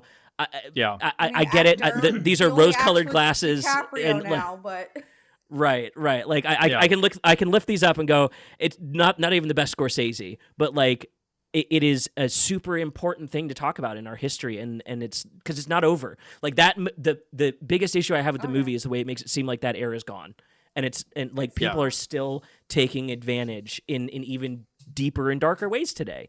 And so I think being able to highlight a movie where you have people like DiCaprio and De Niro playing the vilest of characters and playing them in a way that makes them feel like your uncle, feel like your cousin, feel like your dad in some cases, feel like your brothers in some cases. They're playing people you know. This is the people you know that grew up watching Goodfellas and think it's about a bunch of good fellas, like it is about those people as they are. And I really respect that it's about how ugly our crimes are as like the oppressor on this nation. And so, it's not my number one. I feel like it deserves probably a better serving of this topic too. Like as a white person, I don't even feel like it has to serve it. Yeah. So a good I recommend. A good companion piece to that would be is the book. The book is fantastic. It should be on every book, Americans, and I think it could change your relationship to the movie. Is reading the book, interesting. I'm sorry, Jesse. There was another movie, not this year. It didn't come out this year, but I watched recently. I think I want to get it right. I think it was like River Wind or something. And it was River Wind, Wind River, yeah. And that would be a good. That would be a good companion piece. Yeah. The other companion piece in terms of like reading material is not just the book, but also Jason Aaron's run of Scalped. I would read the book first. I do love Jason Aaron's run of Scalped, but it's yet another white guy like doing a fictional. I love it. It's great. Yeah. True. But it's not. I don't know that I. It's. I didn't mean like it's a crime story centered in a reservation. But it's, that's true. It's more akin to something like genre. Yeah, it's same general like. Kind of double feature it. Here's the A story, which is Killers of the Flower Moon. Here's the B story. The one that's not quite as good, but it's good. Yeah. So, was that the last thing that Vertigo put out that was like big and prestigious? I can't remember if that was or not. I don't know. I mean, those are pretty relative terms. I mean, there was quite a few books came out after Scalped that were, I thought Storyteller is a really good book. I don't know what. The Unwritten. I remember the Unwritten. Unwritten. That's what I meant. That's right. Yeah. Same. Thank you for decoding my. Yeah. What I'm like, Jesse, what is our category now? We are going on to the big surprises of the year. I'm going to be things the that we bitch just kind of and keep us on track. I love it. Okay. Drag them in. For bitches. So I got two. We've already talked about Cecil and Daquan and Tyrone. That's already been people's list. So that's already done. The two I've got. Dungeons and Dragons. No, what is the topic? Blackening. You just mentioned a movie. The most surprising. Okay. Most surprising. Dungeons and Dragons, because it has no reason to be that fun. I agree with that. I fucking agree with that so much. Yeah. While we're on that subject, fuck Hasbro. You fired 1,100 people before Christmas. You pieces of shit. Fuck you. Gross. Assholes. Disgusting. Gross. God. If you want to play anything Dungeons and Dragons related at this point, just play Baldur's Gate 3. And just, the horniest game ever made. Hey, I'd fuck that owlbear. Fuck yeah. Sweet. The moment Karlak gets into your crew, she's like, I need some of him in me now. It's like, Jesus Christ, she's horny. But yeah, the Why are you talking also about the me like blackening. That, Jesse? Don't hate the horny. Why you Yeah, talk about the me like blackening that? was also a big. God damn it. The blackening was a big surprise. It was very entertaining. It's not like the best movie ever made. It's No, like but we didn't have a lot of comedies this year. There were a lot of good ones, but not a huge amount. Our worst of the year, I think, Seth, is a comedy. It is. Comedy. Yeah. But yeah, blackening. There's jokes in that movie whereas like as a white man, I probably shouldn't laugh at this. I really shouldn't laugh at this. Yeah. And then I couldn't help it and I broke. And I was like, God damn it. I feel like they were specifically coming after their white audience in a lot of the jokes. In a lot of the jokes, Yeah. it's like, are you? This movie's still on? Really? Yeah. Have we all seen it? Have we all seen The Blackening? I did. Have we all- Yeah, have I we checked all it watched out. No, I haven't seen it. Oh, Okay. There's a joke in the middle of the movie where it's like they're trying to decide who is the free on least Prime right black now. of the crew. It's on Prime for free right now. Yeah, it's who is the least black of the crew to send out to die, and they God. pick the nerdy guy, and they I pick the voted for nerdy guy because Trump. there's Twice. yeah, I voted for Trump twice, and then he walks out and says all lives matter, and he walks out and he's like I'm gonna just go ahead and die. It's fine. It's like I get it. Like the true killer is not hard to decipher. It's a 90-minute comedy. It's Pretty fun easy. though. It's fun. Yeah. Yeah, at the end of Nice. the movie, when they're trying to decide, should we call the cops? There's like dead bodies inside, and they know Oh my because they're God, black, that they was shouldn't call the cops. That was So the they call the best fire thing. department because they can't get arrested, and then they show up and they just douse them with the hoses, like in the civil rights movement. I get it. I get the joke. I get it. Yeah. It's not like a great movie. It's okay. They're doing a sequel now, but it was cute. It was fun. Yes. I had a good time. yeah. Nice. So if you're sick on a Sunday and you have nothing else to do, throw it on. Hell yeah. So All right. What surprised you, Dysart. Hope? Oh, No, it's gonna go to Dysart. Dysart. oh yeah. go Yeah, for it. let's go to Josh. Again, this is like one of those movies that has to do with expectations, which is a difficult thing for me, but I guess I'll just use it to talk about 3 movies. I definitely already mentioned very quickly. I'm going to make it quick. Don't you laugh at me. I'm going to Bottoms, we already talked about. We did. Yes, yeah. Bottoms was great. Yes. Bottoms was great. Loved Bottoms, and it was I know this is a lot of people really love her first film. I didn't really care for her first film, so I was surprised that I liked Bottoms so much. The second one is Sick of Myself, which is from the director who's got that new Nicolas Cage movie coming out this year, or I guess it is coming Oh, out. Dream Scenario.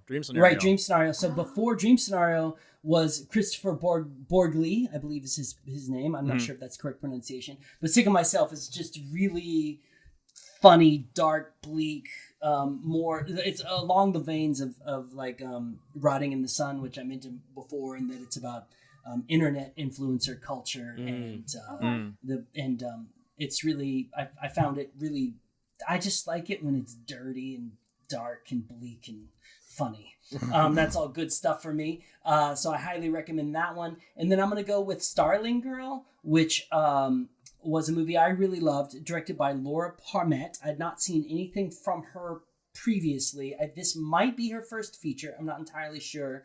But it's very much about a young woman in a very religious community who begins to have an affair with her youth pastor.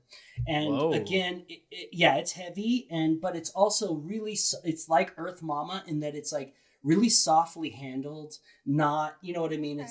It's not creepy, is what you're saying. Yeah. Well, no, it's certainly creepy. I mean, he's definitely a fucking asshole, you know. But it's such a feminine gaze movie that it really a lot of power comes from the feminine perspective on the character, and the lead actress does such a good job at sometimes seeming very, very young to the point of where you do feel like, oh my god, I can't watch this. But then other times she manages to look very old and very much like a young woman. And so I think the director and the lead actress really work in a way that sort of explore like emerging sexuality and the complexities in this very religious community. And I really loved it, The Starling Girl. And those are That sounds like a lot to unpack. Yeah. Yeah. Yeah. I didn't come here to fuck around. Not here to fuck around and find I out. love it. That's right. All right, now we can get to me, Seth. Please. So I had 3, but Jesse mentioned Dungeons and Dragons. I was pleasantly surprised by that. Yeah. So my second one would be Brooklyn 45, which again, going back to my horror roots, nothing against Shudder. Shudder is one of my favorite apps. I love that it has so much horror movies and everything, but when it's like a Shudder original, it can go either way because it's such a huge variety of what you could get with Shudder. Yeah. Is this a Redbox movie or not? Yeah. But I was very pleasantly surprised. It was a very interesting take. It was like a seance movie that was post World War II, like 1945, 46, so they're still kind of looking for like Nazi insurgents in the US, things like that. But it has like demonic subtext to it as well on top of like the political Nazi thing. So I was very pleasantly surprised. It was a lot more than I thought it would be. So I highly recommend, if you have Shudder, check it out. It's amazing. You're gonna get so much more than what you think. Again, wow. That's definitely been on my list, and I haven't seen it, but it definitely caught my eye. Yeah, no, I really recommend it. It's a quick film. It gets right to the point, and it shows a lot, from war crimes on both sides to like spiritualism to it unpacked a lot for like a horror movie on Shudder. I was like, fuck, like, okay, you got me. Very pleasantly surprised. And then another one, which I heard the name, had no expectations, no nothing, went into it blind. I just happened upon it. It was a Polite Society. I've heard great things about that. And I watched it, and it was the cutest movie. I loved it. It's like it's not quite Bollywood, but like it has hints of it because it is set in Britain. It's not like from India, but it focalizes on like 2 Indian sisters, and one wants to be a stunt woman when she's older. That's cool. And so she's like constantly training and fighting, even though she kind of sucks. Oh no! But she has like such passion. It's adorable. And then like the other sister, who's like the most creative being, but has lost her passion. And it's about them like both being lost, both helping find each other. And it was just such a great surprise. I was pleasantly surprised. Loved it. Very just cutesy, touchy-feely. It had some comedy to it, had some action to it, because she wants to be a stunt girl, and like whenever like the stunt scenes happened, it was like over the top, because it's like from her perspective in her mind that what she would do is like like an action movie stunt girl, Nice. Like in real life she would just be like throwing a punch, but like in her mind it like is like like it was great. I've heard it's well choreographed too, and like the stunts are well done. Very. I sing its praises. Nice. I really do. So Polite Society, great. Check it out. So that was those are my 2 big surprises of the year.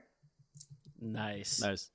What about you, Seth? My big surprise of the year. It can't make my top list because I don't even think it's the top of his films, but Merry Christmas, everybody. We got a new John Woo film, and Silent Night, yeah. It's okay. Silent Night. I went into it thinking it was going to be like Sisu, in that it was going to have a silent protagonist but not be a no dialogue movie, and having there's just no dialogue. Just no dialogue. Sweet.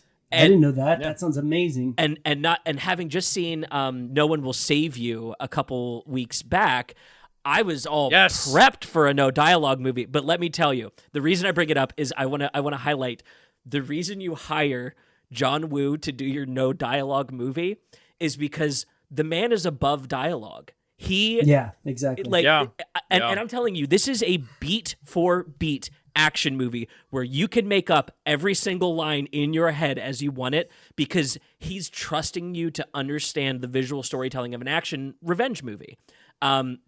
It goes almost full crank by the end of it. Like there's 2 different wonder sequences that I'm pretty sure they killed the cameraman to get it. Like I'm like 99% positive Now we're talking. the cinematographer did not make it to get the shot that they Yes. got. That's the Hong Kong way. It opens so I violent. almost died as a child because of that. I was at film camp and almost died because I wanted to get the perfect shot. So I get it. Yeah, Yes. and like worth going for, right? Yes.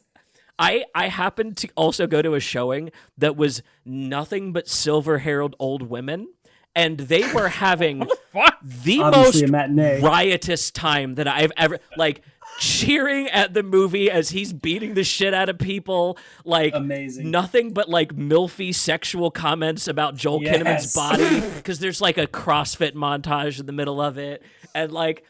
They were Oh, gosh. they had such a good time that they impressed upon me to bring it to the list tonight because it's like you've seen better horror movies, you've seen better John Woo movies or better action movies, better action movies and better John Woo movies, but like this is a John Woo art installation.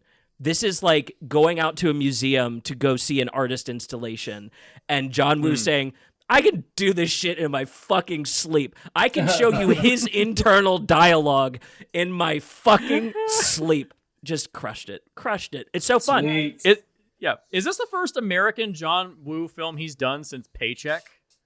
Did he do I wanna Paycheck? Yes, he Yes. directed Paycheck. Oh, you're blowing my mind right now. Yeah, that was his I think that was his last American film, and then he went back And back made over. Redcliffe. Yeah, he Made made the Redcliffe, which is- 17-hour Redcliffe. Yeah, done I like more Redcliffe since- despite the time. I've seen it. You've seen the 2-volume Redcliffe? yes, I've seen Yeah. the 2-volume Redcliffe. Yes, Yeah. It's I a movie. remember there's Wild. a Criterion commentary track of Hard Boiled, I want to Sweet. say.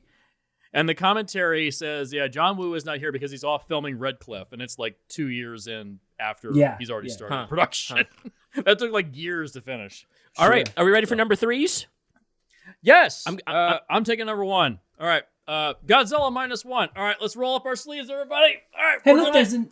I have All right, my Josh, wine let's refill. go, boy. We're I have fucking my knocking some wine teeth out, refiller baby. Here. Nice. I will I literally have my fist butler fight here you to in a give me more Wawa wine. parking lot. I mean, I will keep my criticisms to myself unless you continue to goad me. I'm here to play mother. I'm here to play drunk alcoholic mother. Stop. Oh, just like my actual mother. That's Yes. Oh God. Um, the Godzilla scenes were phenomenal. Every time Yes, Godzilla's in the movie, it's Number really, 3. really good. Let's go. would you say this is the best Godzilla since probably the original? No, God, no. What would you say is the best one since the original? It's not the American ones. I'm not going to play that game. There's so many different eras. Well, there's 3 eras. There's of 3 separate Godzilla. eras of Godzilla. Unless you include the American as an era. So It's becoming one, whether we want it to or not. It's precisely. So that's apples and oranges. But I think I can't wait to see Kong become Kratos. It's gonna be great. So I'm He not gonna literally do has a that. gauntlet and an axe. He's Kratos now. It's fine. See the So- Godzilla fucking podcast we did. Let's go. This is also my number 3, so like we are saving a little bit of time here. I will Yeah, Nice. 1-1. I will Okay. collapse in. Nice. But yeah, I love Godzilla -1. We've talked about it. We did a whole podcast on it. I said when I Yeah, got out of theater, I Dysart. said you could take Godzilla out. Yeah, you could take Godzilla out of the movie, and you could still have a good drama in it. Shut up. This is the most nationalistic, pro-imperialist version of post-war Japan ever, and the characters are cartoons. Now, the thing is we've never had really great human characters in a Godzilla movie, so that's okay. Yeah, I get right. it. Yeah. I get it. I Why watched is the the bar? original Why is the Godzilla bar getting set recently. there? First of all, wait a second. But it's Rambo too, right? Do we get to win this time? It's such a revisionist act of history, and the emotions are so trite. The sentiment's so pat. Is it complicated to you that this guy is like this guy's like, my war's not over because I didn't kill myself as a kamikaze pilot. Is it complicated to you that they completely write the... Well, this part actually isn't a criticism, but it is a fascinating discussion. They completely write out the American aspect of the occupation. Yeah. Is it complicated to you that That's it's fair. like... It's so there are these amazing Japanese films about the post-war Japanese period. Gate of Flesh by Shinzen Sensuki, the first two films, and Battles Without Honor, and that whole series is extraordinary. And so to see this Disney, this like Spielbergian thing left out in the sun till it turns to treacle, to pap, to meaninglessness. How much do you wish and then your shirt fed was back true, to us. Jesse? And then fed back to us. Like, but the Godzilla stuff is awesome. And the chase sequence where he chases the Minesweeper may absolve the movie of its sins, because that's a great film. That one But the 5-minute idea- sequence rescued it all. But the premise, but I reject your premise that this movie is a good movie without the Godzilla sequences. It is the most Disneyfied, pat, absurdist piece of reformist history without that. Plus the Can I characters just are be- lame. hey- They're like, wah, woo, ah, woo, ah. Josh, That's can I how they just say act. one thing here? I'm done. Can I just say one? I just want to say one thing real quick. I can't I'm wait. drinking a long drink. I'm gonna be that bitch right now. I am. I love it. Oh, I love shit. bitches. Oh shit. Bring the bitches. This is folks. I love you. I was raised Korean. I'm a woman. I am bi. I have disabilities. And everything you just heard came from a hetero fucking white man about Asian culture. Okay. Swing. Damn. I mean, it's true. I actually, I don't. Like I said, I'm gonna It's be not that bitch relevant or right now. important. Not relative or important, but I'm actually bisexual and have had many experiences. But I don't want to come out here on this podcast to you and your presumptions, but that's cool. But I totally hear what you're saying. Should I clip this say- part? I don't care. I Okay, don't give a okay. shit what people I meant know more about so me. in the fact of I am married to a woman, if that's what you mean. that's more so what I meant. That you're a married man currently. I just talked about love and dick, so I don't know what. I'm not. I don't know how much I can. You're an old white man. That is true, except my mother is from Mexico. So even Yeah, that half- actually is a half little white, half complicated. Yeah, so even that's a little complicated. We're off in the weeds. I am a Gonzalez. we're Dysart. way off. Yeah, we are. Hey, we are. Hey, But Jesse. Point is, I was raised at what Korean, point in the theater motherfucker. did I know more did, Asian shit. at what point Okay, in the but you know theater what, so- did Godzilla make your list? That's my question for you to round out your But can I just say section. one thing? The most Yep. amazing thing about this is I actually, after the movie, met up with some Korean friends of mine. This is what's so amazing. I know this sounds like, but this is really amazing.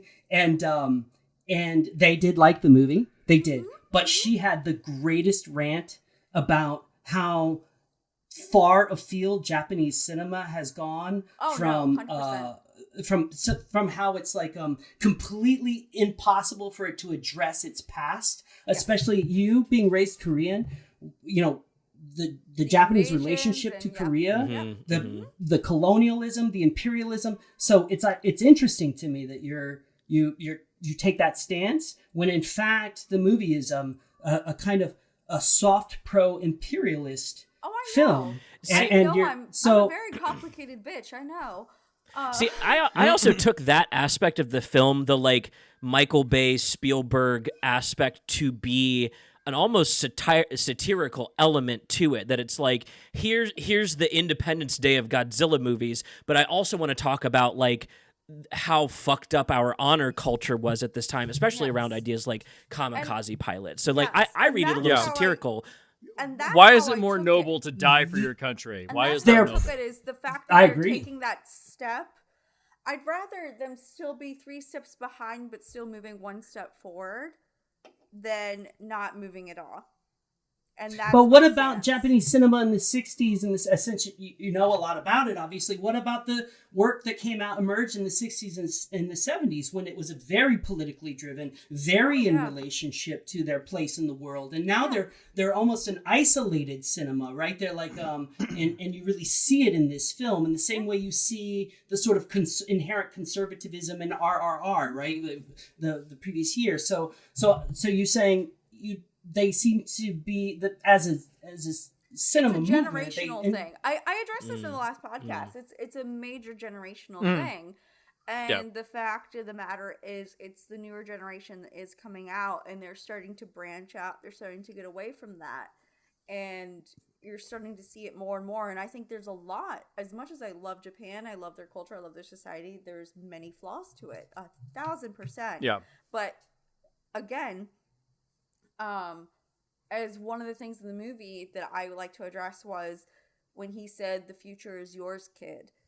And that's how I see it as Japan right now. Like, the kids are taking the future. They are, just like in a lot of cultures, honestly, the kids are leading the future. Like, yes, the world is fucked. 1,000%. But when it's good, it's good. And right now, they're leaning towards good. So. Yeah. And also the fact that the way in which the film was produced, the questionable methods in which Japanese cinema gets made. There's no unions over there. We discussed this on the last podcast. They said the budget was $15 million. It was way lower than that. Right, but the budget argument, I'm going to go back to Shinjin Suzuki, right? I'm going to cut myself off. I'm going to cut everyone off. I know I went on this tangent, and I'm sorry. I'm sorry, Josh, for cutting you off. Jesse, Seth, we're going. And for reducing me to your perceived ideas about my race and my. She is the bitch of the podcast. So. The reduction. I am going to say this one point though. Let's say this one thing. Let me say one thing. Let's wrap before we go. Okay. All right. But I will say though, in regards to budget, again, I have to bring up Shinjin Suzuki and his take on post-war Japan. Again, that was extremely theatrical, very low budget. They had 10 days to make those productions, that production design work for that movie, for Gate of Flesh. And what you get from that is an extremely fake and bubblegum and very like emotionally real attempt to explore these issues. And I'm not saying a Godzilla movie has to do that, but I am saying that I feel like we should be expecting more from our action spectacle. And so either shut the fuck up and give me all Godzilla, or if you're going to feed me this much, people, give me something like authentic and not cartoonish and not pat and not like flatly emotionally manipulative.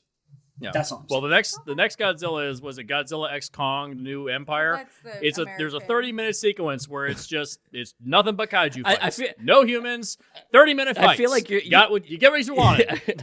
I feel like every time I hear you pitch that, I'm like, this is sounding like an extendedly long sequence to watch for me. Like that 20-minute oneer that I just talked about in the Discord chat recently, where it was like. Why did you pack all of this into Extraction 2? Why is there a 25-minute long oneer in the middle of this movie? Why are we doing these exercises in like just strapping into our seat and holding into place? I don't know if I can do 30 minutes of kaiju fighting. To show off what they can do, I guess. I don't know. Yeah. But anyways, Josh, you're number 3. Yes. Oh, shit. Oh, okay. My number 3 is No Bears, which is a Jafar Panahi, the new Jafar Panahi film. Are you familiar with this movie? What is it? Heard of it. So Jafar Panahi, of course, I'm sure you guys know, is the Iranian director who is currently outlawed. He's not allowed to make movies by the Iranian government. Yes. And he refuses to leave Iran. Right. He also refuses to stop making movies, right? So he did. Good for him. More power to him. He was put back in jail, and there is I don't know if I have the story entirely right, but there was some smuggling of the movie out so it could premiere at Cannes. But he continues to make movies. I have to say, as someone who makes films in an autocratic society and against that autocratic society's laws, I think qualifies as the single most important filmmaker in the world currently. And No Bears is a really great film. It's his most expansive since Three Faces. Most of his movies he's had to make in, around Tehran, in cars, in apartments, because it's an illegal act for him to make his films. This one, he went way out to the edges of Iran and was able to film more freely and more fluidly. And it's a really interesting, he continues to explore, again, much like the Silva film, he fictionally plays himself making a movie and how he is at odds with the community, what censorship means. There's a really beautiful scene. He has repeatedly, he has said he will never leave Iran, no matter how many times they jail him. They've jailed him several times. And there's a scene where he's directing actors via the internet, and they're over the border in another country. And he's directing them from his place in Iran, but he can only get a really good signal on this hilltop that the border crosses over. Oh my where there's God. all these illegal border This is like the passages. most rebellious filmmaker I've ever heard in my life. He's the one. He's Jafar Panahi, man. It's when it's illegal to make man. a movie, and you're still making them. And then so there's a Jeez. scene where he's like directing them via the internet and all this like consumer technology and shit.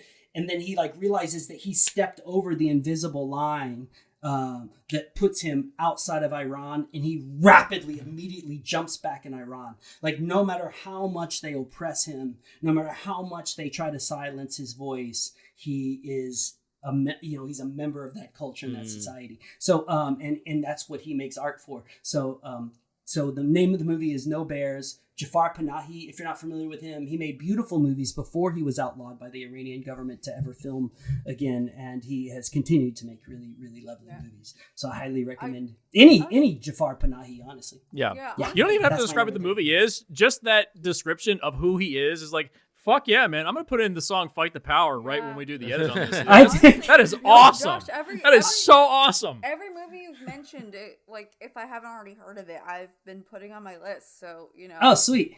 Nice. Oh, yeah. I'm Every winning. time you're here, we make a list. It's not, Like, I love it. If you I see think me, that. like looking down, it's like me on my letterbox, like adding my shit. Like, Oh my God, I don't remember anything, so half the time I'm not looking at you. I'm like at my letterbox, like, what was I doing? What was I thinking at that time? I think that, but I do believe, honestly, maybe somebody can correct me if I'm wrong, but to my knowledge, he is the only illegal filmmaker in the world, and that alone is interesting, right? Like all by wow. itself. sure. Yeah. Damn. The end. That sounds Kind dope. of puts all our picks to shame. Damn. No. No, I feel like he just as a person is putting us all to shame. Like I think we all No, hope for stop. opportunities to Don't show say up that. like that. I don't like that. But I will say my next, I save all my important, the important movies for the first. So it's definitely going to get more. Everything intense is after important this. to whoever is Yes. What you Yes, love is yes. what you love. Right. All right. Of course. Yeah. Yeah. I think we've Hope. rounded up What about around you? to hope at this point. So Yes. Yay. my next one, I think, was it was like half surprise, but it made it to the top for me. It was Jules. Oh yeah, the alien crashed in the backyard movie. I've seen clips. That looked really cute. I haven't It's seen Cute. it. Yet. Yeah, it looks Have- cute. Fallen look at it. in love with this movie. It is very warm and heartfelt. It's just showing the kindness of humans, but also the depravity of humans at the same time. But it's showing these. First off, whenever you have like a very much older cast, the whole cast is very much older. Like average age is 75. You know, and I like the low-key fact, I do a lot of psychological studies. Even tomorrow I'm doing a Twitch stream with a psychologist. We do a lot of psychological breakdowns, and a lot of it has to do with dementia and acceptance. And I love this film not only because it is an older cast, which the older generation, like older actors, don't get much like face time. They're usually like a secondary or tertiary character, never first. And I like that they're very prominent and head forward in this movie. But like the main alien, no dialogue, and it's very basic, rudimentary stuff of communication. And again, it delves into, like I said, oh my god, I can't speak. Is it in the ET vein? Is it kind of in like the ET vein? No, not really. Like, oh, okay. Like, yes, I mean, a little bit, yes. Again, it's an older cast. I think one of my favorite lines in the whole movie is Ben Kingsley, who plays our like main character, who's like this dementia-ridden person who's like slowly descending into it, and it shows him going through the early stages of dementia, and then he goes to town council like every day, every week, and he says the same exact things every week to the town council, like, oh, I crossed the street, we need a stop sign, we need this because of this, and he says it every week. And then his like catchphrase through the movie is, well, spaceship landed in my backyard and it crushed my azaleas. Can someone help my azaleas? And like he keeps saying and everyone thinks he's crazy, but a spaceship literally crashed in his backyard. But the cutest thing is he's like not putting anyone in panic. He's just like, he crushed my azaleas. Like, he's so concerned about his azaleas. And like, it sounds adorable. It is. It's like I said, it's super heartfelt. There's so many twists. Like, there's a weird twist with cats in it. Okay. Which leads me to believe that cats really are not from this planet. Like, more Futurama. That's right on brand. Yes. Yeah, Captain Marvel told us that too. Okay. Yeah. Right. And it's very heartfelt. I never thought I could feel this warm with a movie like this. Like, I think this is the warmest movie of the year, and I loved it for that. And I think that's why it made my top 5, because a movie has not made me feel this good in a long time. And also, it's like I said, you have Ben Kingsley playing our main person, and the person who's playing the alien, she's not an actress, she's a stunt girl. Oh, interesting. Nice. There you go. And she's like, I mean, the alien doesn't speak at all, so it kind of is like, oh, that makes sense, because she's using her body the whole time, so it's I love it. I'm seeing a running theme. There's a lot of stupid shit in it, but I love it. I love it so much. There's a running theme this year of having our characters shut the fuck up across the movie. Is that like, did everybody just challenge themselves to not write dialogue? What's going on? Well, it's a challenge to filmmakers, it was the year of the writer's strike. No one talked. Damn. Yeah, good point. Damn. Good point. Yeah. I mean, it just goes to show, like, maybe you should let your actors and such do it visually. Yeah. Not have narration throughout the whole movie. I mean, generally speaking, yeah. I prefer. I mean, my favorite era of filmmaking is the silent era. You know what I mean? Like, I definitely gravitate towards movies that are using their. I mean, not I gravitate towards silent movies. I generally. Yeah. I just it's rewatched the rare talk fest that's good. I just rewatched The General recently, the Buster Keaton film, The General. Oh God, I remember seeing that in college, and I was like, God, this is funny. I love this. Yeah, I cannot get enough of Buster Keaton. Stuntman. Yeah. God, well, my number 3 was also Godzilla. Sorry, Josh. That's okay. So Jesse, if you want to set up our next, I wasn't even going to be critical, but then everybody got like. Opinions are like assholes. We all have them. What's our next? Did you make that up? Right now. What's our next topic here, Mr. Fresco? Is that you not going to tell us what you loved about Godzilla? Yeah, go ahead and tell us what you loved. No, I'm not going to. I'm instead going to use this opportunity to maybe win Josh over if my host will allow me. I have a theory on Godzilla that might help you. Yes, explain this theory. Explain it. Oh, yes. This is a recap of our podcast episode, selfishly promoting our other episodes. Go.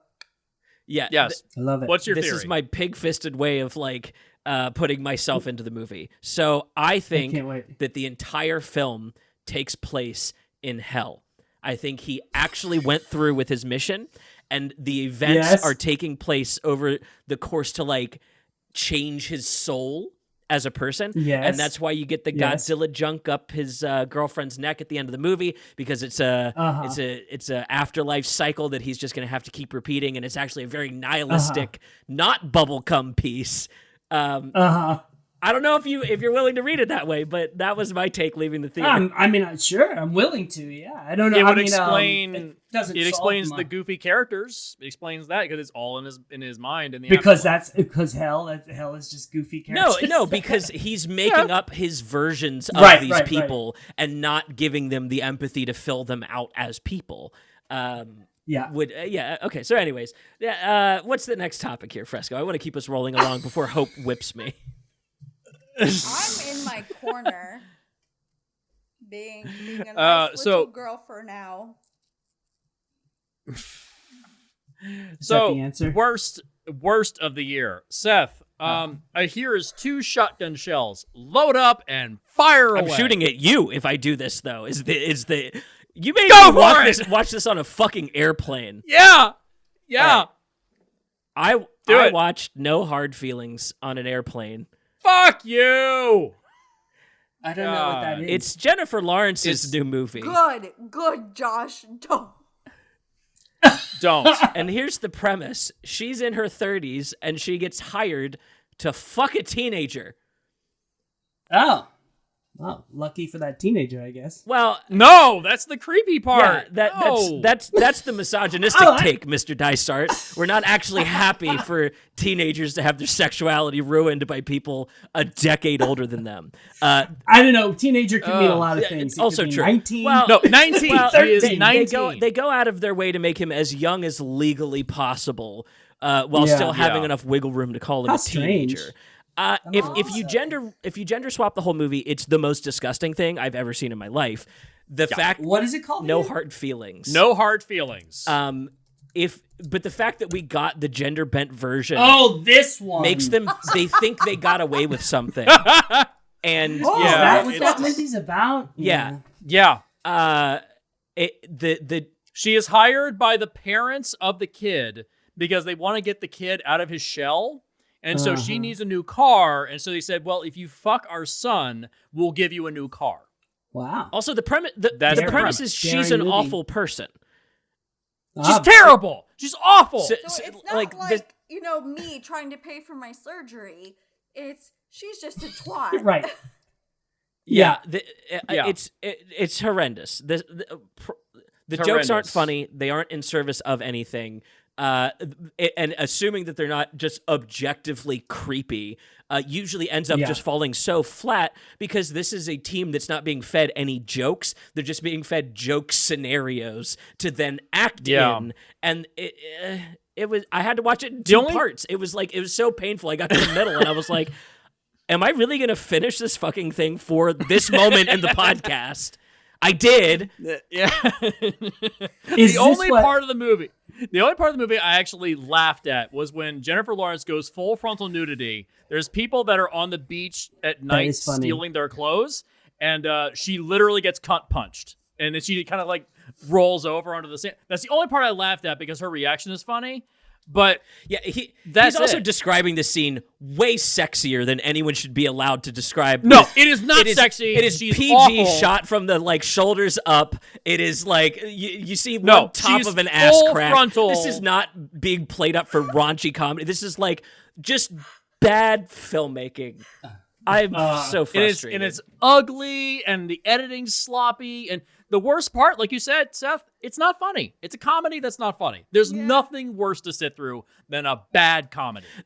Go ahead. There's a scene in the movie where the main kid is describing why he is so like traumatized by Jennifer Lawrence's character, and it felt like a direct plea from the actor to get him out of the movie.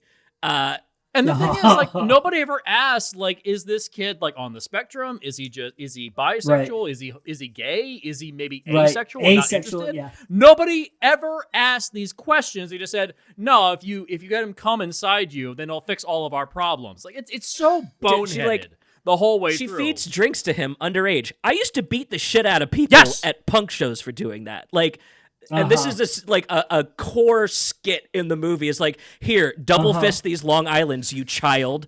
And it's like, what are we doing here, guy? What the fuck are we doing here? And immediately after that, she just literally says, "Let's fuck." Yeah. It's gross. It's awful. It is gross. Gross. And look at that. We could all that without insulting her for being a woman. It's just a bad movie. That's all. It's just an awful movie. Yeah, it's terrible. How did a 1980s boner comedy get transplanted up to modern day? I thought we were past this. Hey, I love Is this Porky's. a boner comedy? No, I love Porky's too, but I can say, yeah, this didn't age well. Yeah. But Porky's obviously. is so harmless in comparison to Yeah. Oh, Yeah. Like it's the boner comedy is like Revenge of the Nerds, like that shit, like where he literally goes down on the cheerleader, then comes up and it's like, "Oh, you're that nerd. Oh, I like you." It's like, dude, you literally raped her. That's disgusting. What the fuck? It's bad. It's bad. Anyways, What let you down this year, Mr. Dysart? yeah, what was the worst? What was the thing that made you go, "Oh God, why did I watch this?" Cinema was a Well, mistake. I'm not going to bring up the I'm not going to bring up the worst because no one saw it. No one has ever heard of it. No one needs to. But Now I of need to movies know. that people, it doesn't matter. But of movies that people saw and that were hyped, I think it's a tie between, of course, typical Josh, between a low budget and a high budget. But I'm gonna go high budget, and I'm gonna say the new Mission Impossible movie was almost What a fucking stinker. What a fucking stinker. You are so correct. What a waste. dude. What a waste of time. What a like why won't they shut the fuck? Speaking of shutting the fuck up, like what we were talking about God. previously, like when your dialogue is this inane. I mean, the movie. I know this isn't the case, but it seemed to be written by ChatGTP and directed by Midjourney. That was the basic gist I could get from it. Can I also just? I'm gonna just jump into going along with you, Dysart. Again, I like it when you use my last name. Just kidding. Don't be creepy, dude. What the fuck? Exactly. God damn it. But Oh God.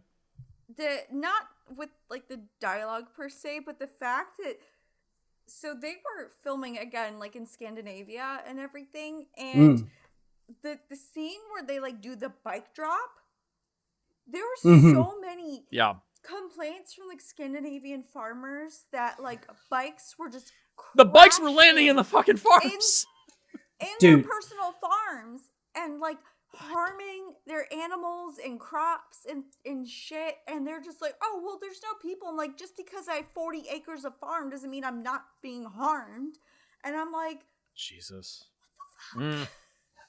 I didn't even know that, and yet when I saw that stunt, I was like, "What the fuck are they gonna do with that? Where's that motorcycle gonna Right, land?" right. and there was like 60 of them. There was like 60 of them that they did that with. You can attach parachutes to these things. Like, what the fuck?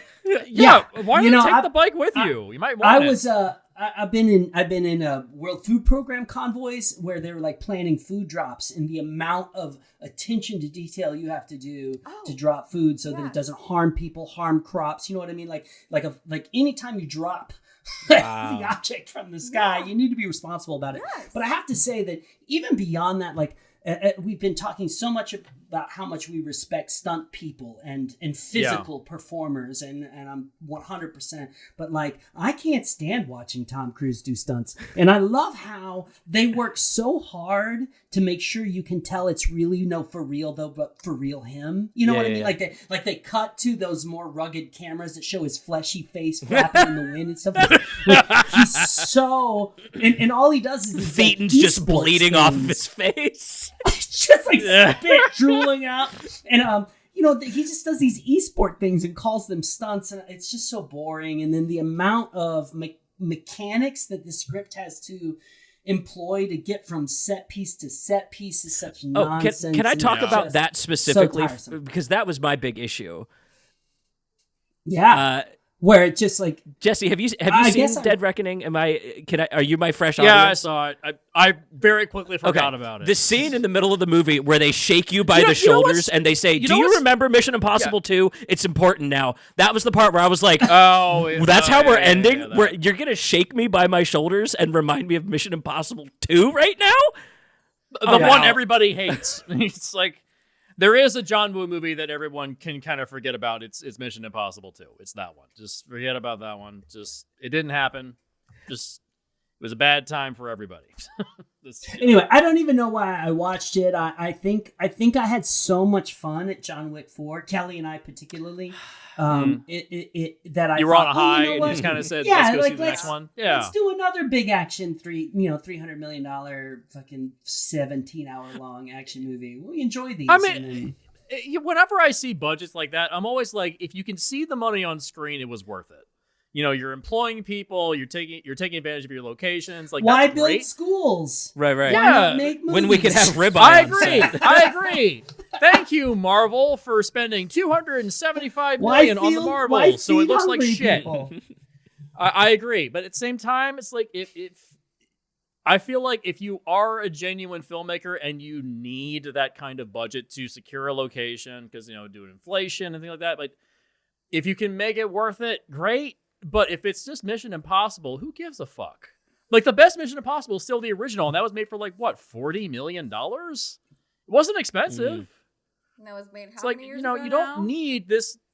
Yeah, and that was, like, in the 90s. You don't need this kind of money for this shit, And also, it's like a part 1, and it's like, I'm not gonna go that see was the part worst. 2. Dude. That's the worst. That was the worst. Stop doing that shit. Stop it. Just enough. I felt that way about Spider-Man 2, which was gorgeous and enjoyable, and I was super stoned when I watched it. You mean Beyond the Spider-Verse? Yeah, but like when you're like 2.5 hours in and there's no sign that they're gonna be able to wrap this up, you're like, and then it stops on a cliffhanger. You're like, you know what? So Fuck off. stupid. That's the one big thing. So where much I'm like, padding, about that movie. It's so like, much padding. Dead Just- Reckoning literally crawls to a train wreck to stop. Yes. I didn't write the movie, folks. I'm telling you the events of the end of the movie. It grinds a train to a stop and says, "This is the end of the movie." Roll credits. Great. Hope, Isn't it like what's an your worst AI? film of the year? Isn't it like an AI computer that's Yeah. the villain? I mean, just like in an era when we're debating AI usage in film and television, and this is your villain. It's like, And it's how such a meta. soft, Yeah. it's such How- a soft depiction of, Right. of villainous Oh, AI. how meta! Move- Oh, you guys think you're Moving smart. away from Mission Impossible. Hope, how about you? What was was your letdown? What was your other one? Oh, the Josh? low You have budget, one more. yeah. It was a Oh The no, low no! budget one. Oh, very quick. Oh, it doesn't matter. It's called The Fire. It was a German film. A lot of people loved it. I thought it was trash. It was about Never even heard of it. titled white guy who, like, I don't know. It's awful. Damn. That's it. okay, cool. Don't see a fire. Never watched it then. I don't know. Maybe Cool. a lot of people liked it. Maybe you'll like it. Let Hope. people form their own opinions. Spring Eternal. Hope. Yeah, exactly. What was worse for you, Hope? Let me just say real quick to our audience, I'm sorry in advance because, or I should say not advance at this point, Oh. but when you get these three together, the talking never stops. So what This I is thought- always I a thought it was 2-hour gonna be 'cause- podcast. Let's be clear. This is always We're like a 2+ beyond hour. 2 hours. Yeah. We're beyond. No, we're not. No, we're not. I'm looking at Sorry. the timer right now. We're almost there, but we're not quite there. We're pretty close. Getting there. What's your worst Damn movie? Anyways, actually, one of my things I really hated was it came out at the beginning of the year. Actually, the Netflix movie "You People." Oh, that Eddie Murphy, Never even Jonah saw it. Hill thing? Yep. Oh, right. Oh, yeah. You don't have to say anymore. Right there. Nope. Never gonna watch that. No. Yeah. Yeah. I thought it was so disrespectful in so many ways. Like they attacked, and they attacked both cultures, but they also liked both cultures, but they also like shined the light. So like, Oh no, it has South Park syndrome. Fuck. like Oh, good. It, It can't land on a point. the fact of the matter is like people are of all like we're in damn near 2024. We're so beyond, especially in America, which is literally the nickname the melting pot. We're so beyond all this shit, and they're like reducing it to like basic segregation shit almost. Oh my god. And Seriously, in modern day, like we're still doing this? Like the main Why? the main character's parents, they're just like, oh, I am hip with the black people and I like this and oh well you and this like on both sides they overplayed the whiteness and then overplayed the blackness and then it was very uncomfortable, like coming from someone who like grew up in PG County, who grew up in Baltimore, but also grew up Korean, but also is white. Like I'm very diverse in so many ways, and like I know what my whiteness is, I know what my blackness is, I know what my Asianness is, like, and like all of that just like disgusted me. I just did not feel good. Like there's some comedic bits, but I'm just like I just did not feel comfortable. Maybe that's an maybe it's an unpopular opinion. I don't know. I didn't feel comfortable on either side of the I think the movie got dragged pretty bad, right? Didn't it? I think you're on target with the populace. Yeah. Like From what I I only saw the trailers. It read to me of like I'm supposed to watch clips of this and laugh between like Pepsi commercials. You know what I mean? Like I'm really not like it was. Yeah, it didn't strike me as like it was trying to run any new territory along these lines, and so to hear that it's like bold-faced offensive, that's rough. I was pulling for Eddie Murphy. My Name is Dolomite was like so fun a couple years ago. I even got Jesse's dad to fucking watch that movie. Eddie Murphy goes He needs through, he needs a hit, you know? Like ebbs and flows, because he'll be at the top of his game and then be right at the bottom the next day. And then he'll be right at the top. So like I'm guessing the next Eddie Murphy thing, I'm hoping is gonna be like fucking supreme. Because after that I have too much respect for the man for he deserves a win, damn it. Like I have too much I mean it's like Beverly Hills Cop, right? That's the next one. Is that his next one? Yeah, Beverly Hills Cop 4. This is the next one. Yeah, which is also a Netflix film. Yikes. I mean, I will say, I obviously respect Eddie Murphy as well. I mean, he was foundational to comedy and everything. Yeah. I will say that he is richer than God. Yeah. So he's not suffering. He's not struggling for money right now. He's fine. Yeah, he's we're struggling for time, so let's do 1-2 punches of our top 2 movies. For this next round. The best ones we're gonna give the least love. But it's encouraging people to go watch them. I'm hoping. Yes, I'm hoping. Agreed. All right, so number 2s. This is I think I'm the only one that saw this because it only had like a 1-day release. It hasn't been fully released yet. Zone of Interest. Yeah, the new. I do really want to see that. I am excited to see it. Jesse sent me some harrowing text messages. Let me tell you. Yeah. Okay. You want to feel like shit for an hour and a half? This will make you feel like shit. So yeah, it's Jonathan Glazer. He's only made 4 movies, and I really love Under the Skin. Under the Skin is super cool. Super cool. Yeah. Yes. Holy fuck, I love that movie. This one, you want to feel like absolute dog shit and cry for an hour afterwards? Yes. This will do it. This will do it. So it's basically set during the middle of the Holocaust, and it's about this. It's literally based on a true story, where it's about this family that was living right next to Auschwitz during the Holocaust. Wow. And the father of the family, Rudolph, was the head of the camp of Auschwitz. Whew. Yeah, it's a lot to unpack there. And we never see inside the camp. It's just like it's very boring. That's the thing. It's very boring. It's like family life, normal family. And then in the background you hear like it's like, "Oh, those are gunshots. Oh shit. This is the whole movie?" Yeah, it's the whole movie. You'll hear gunshots off in the distance. You will hear the fires burning in the incinerators at nighttime. You'll see the flames, light coming in through the windows at night when they're all asleep. It's so depressing. Wow. And the music is so haunting. And the last 10 minutes is the biggest kick in the chest I felt all year long. I'm not going to say what it is. I want you all to see it. You know how whenever you see like a first screening for a movie, like after the film's done, it's like there's light applause, like, yeah, it was really great. Yeah, and there's like quiet chatter between people.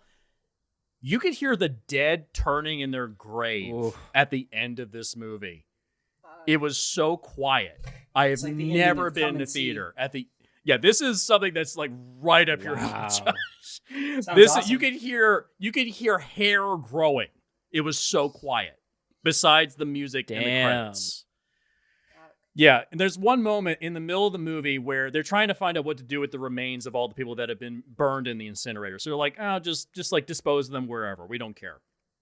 And Rudolph is out with his kids, and he's fly fishing while his kids are playing in the river. And then the river slowly starts to change color. Oh, God. And they dumped the ash of the people into the river, and he sees it, and he's like, get out of the river now! Go, go! And they went back to their house, and they all get in the bath, and they're just like covered in human ash. It's so gross. Oh, God, it's so gross. And like all like they're all Nazis, and they're all horrible, and they have Jewish servants, like slavery. And there's one moment where the wife of the family says, I could have your whole family, planted in that backyard garden, on a whim.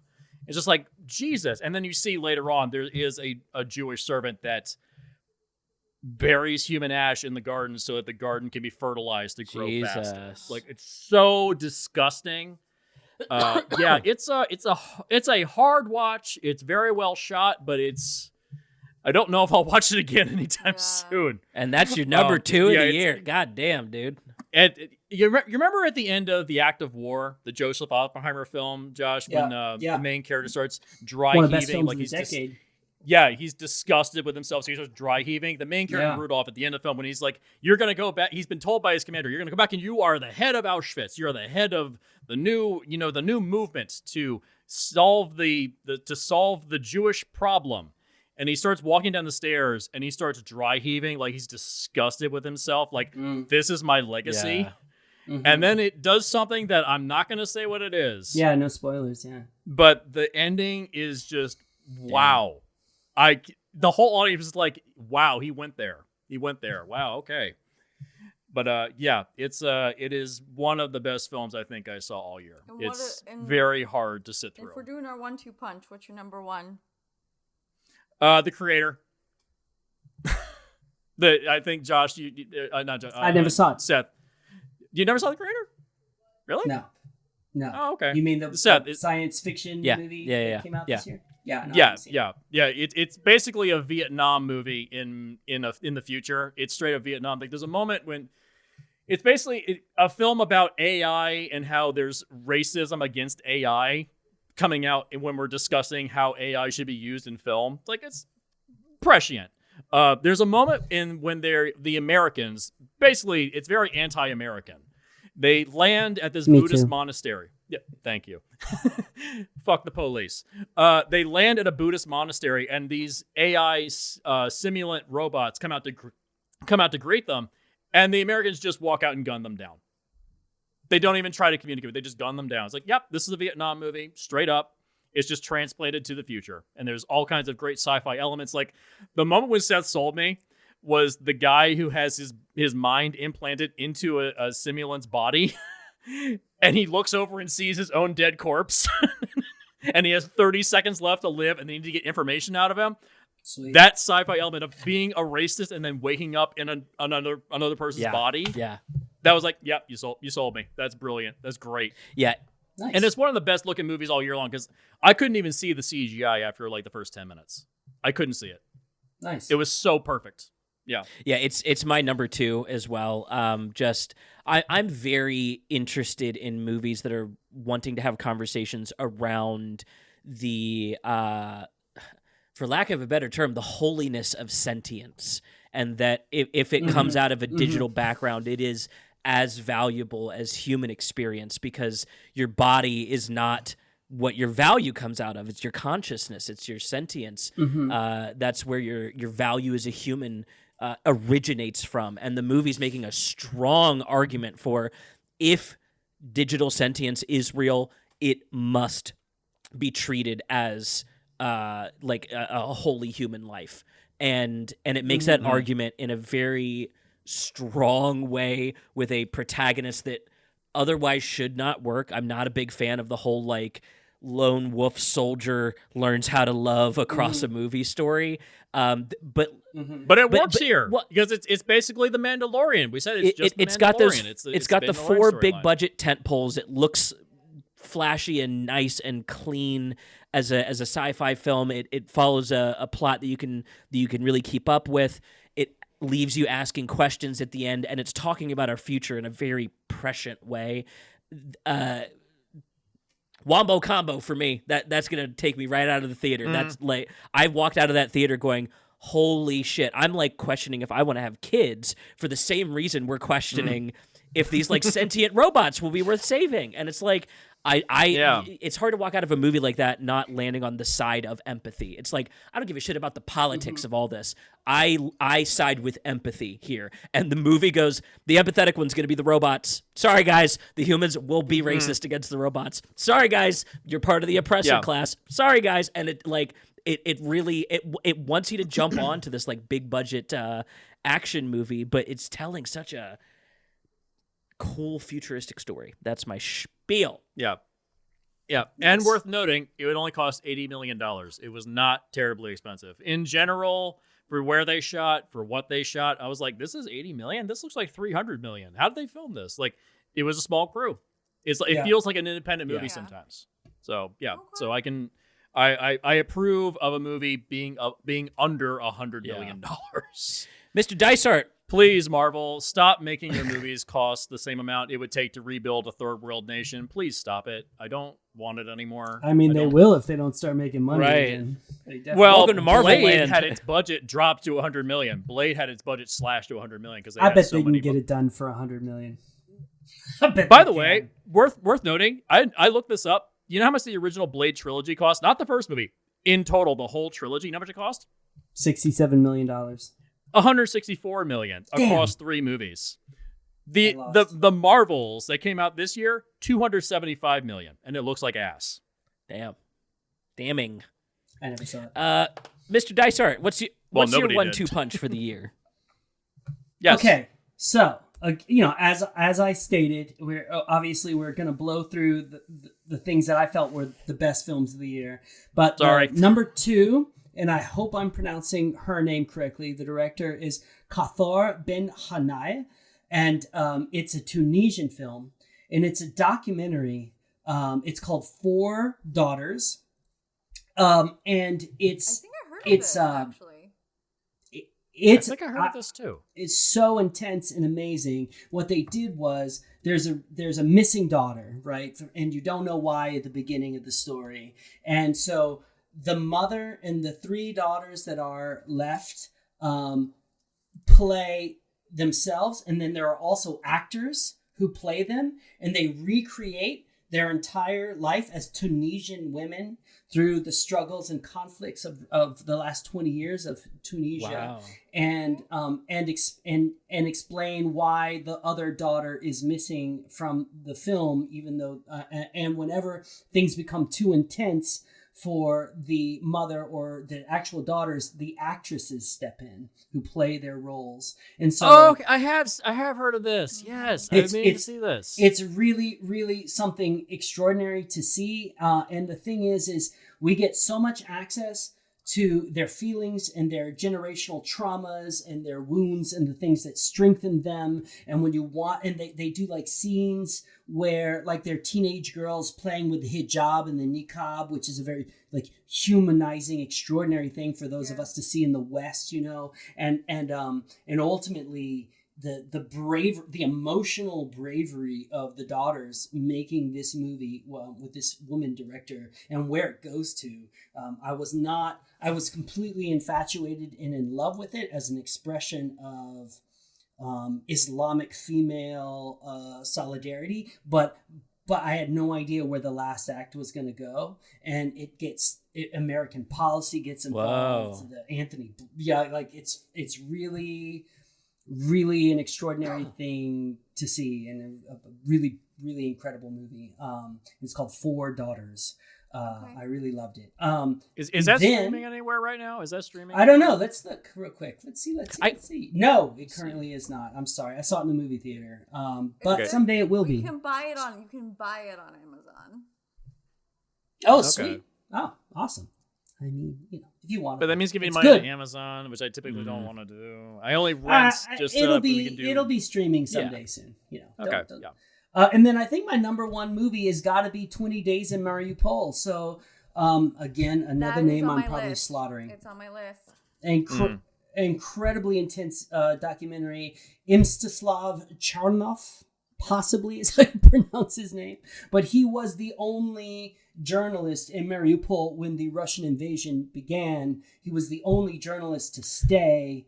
And what's really extraordinary about the movie is not only is it a long-form ground document of what it means to live in a city that is under siege, but also all the news stories we got from the beginning of the Ukrainian-Russian war, or not all of them, but so many of the footage that we saw that was on the news, that was coming off the AP wire, was this one, all from this one Wow. dude. So when you're watching it, you're gonna you'll be like, oh shit, I remember that story. I remember that shot. I remember that image, seeing it on ABC or whatever, or BBC or Al Jazeera. And so part of the story is how difficult it is for him to get the story out of Mariupol as the internet collapses. And he's like, at one point they've got like 10 burner cell phones, each loaded with tiny low res clips of the footage he shot up on this high building, like trying to catch internet so he can send these clips to the AP wire.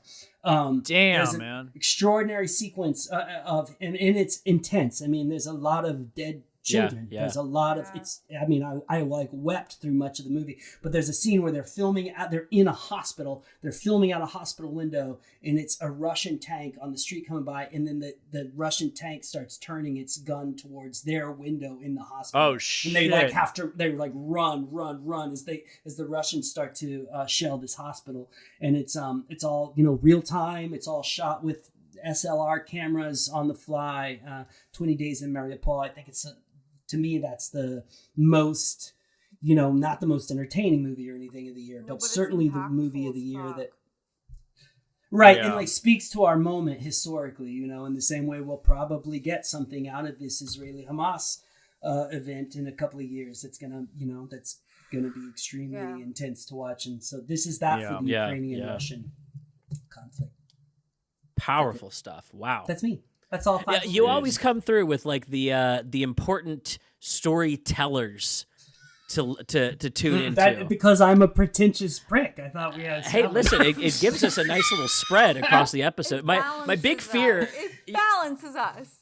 My big fear every I'm balancing. My big fear every end of the year episode is like, man, I hope we don't have a bunch of repeats. I hope like everybody got like their own thing, and so it's good to get Well, you guys mentioned a lot of movies that I loved, but I also do come into this exercise being like, okay, what can I like shine a light on that people might want to see but haven't quite heard about yet? I appreciate the effort because I am a crate digger. You know what I mean? I do dig into I dig.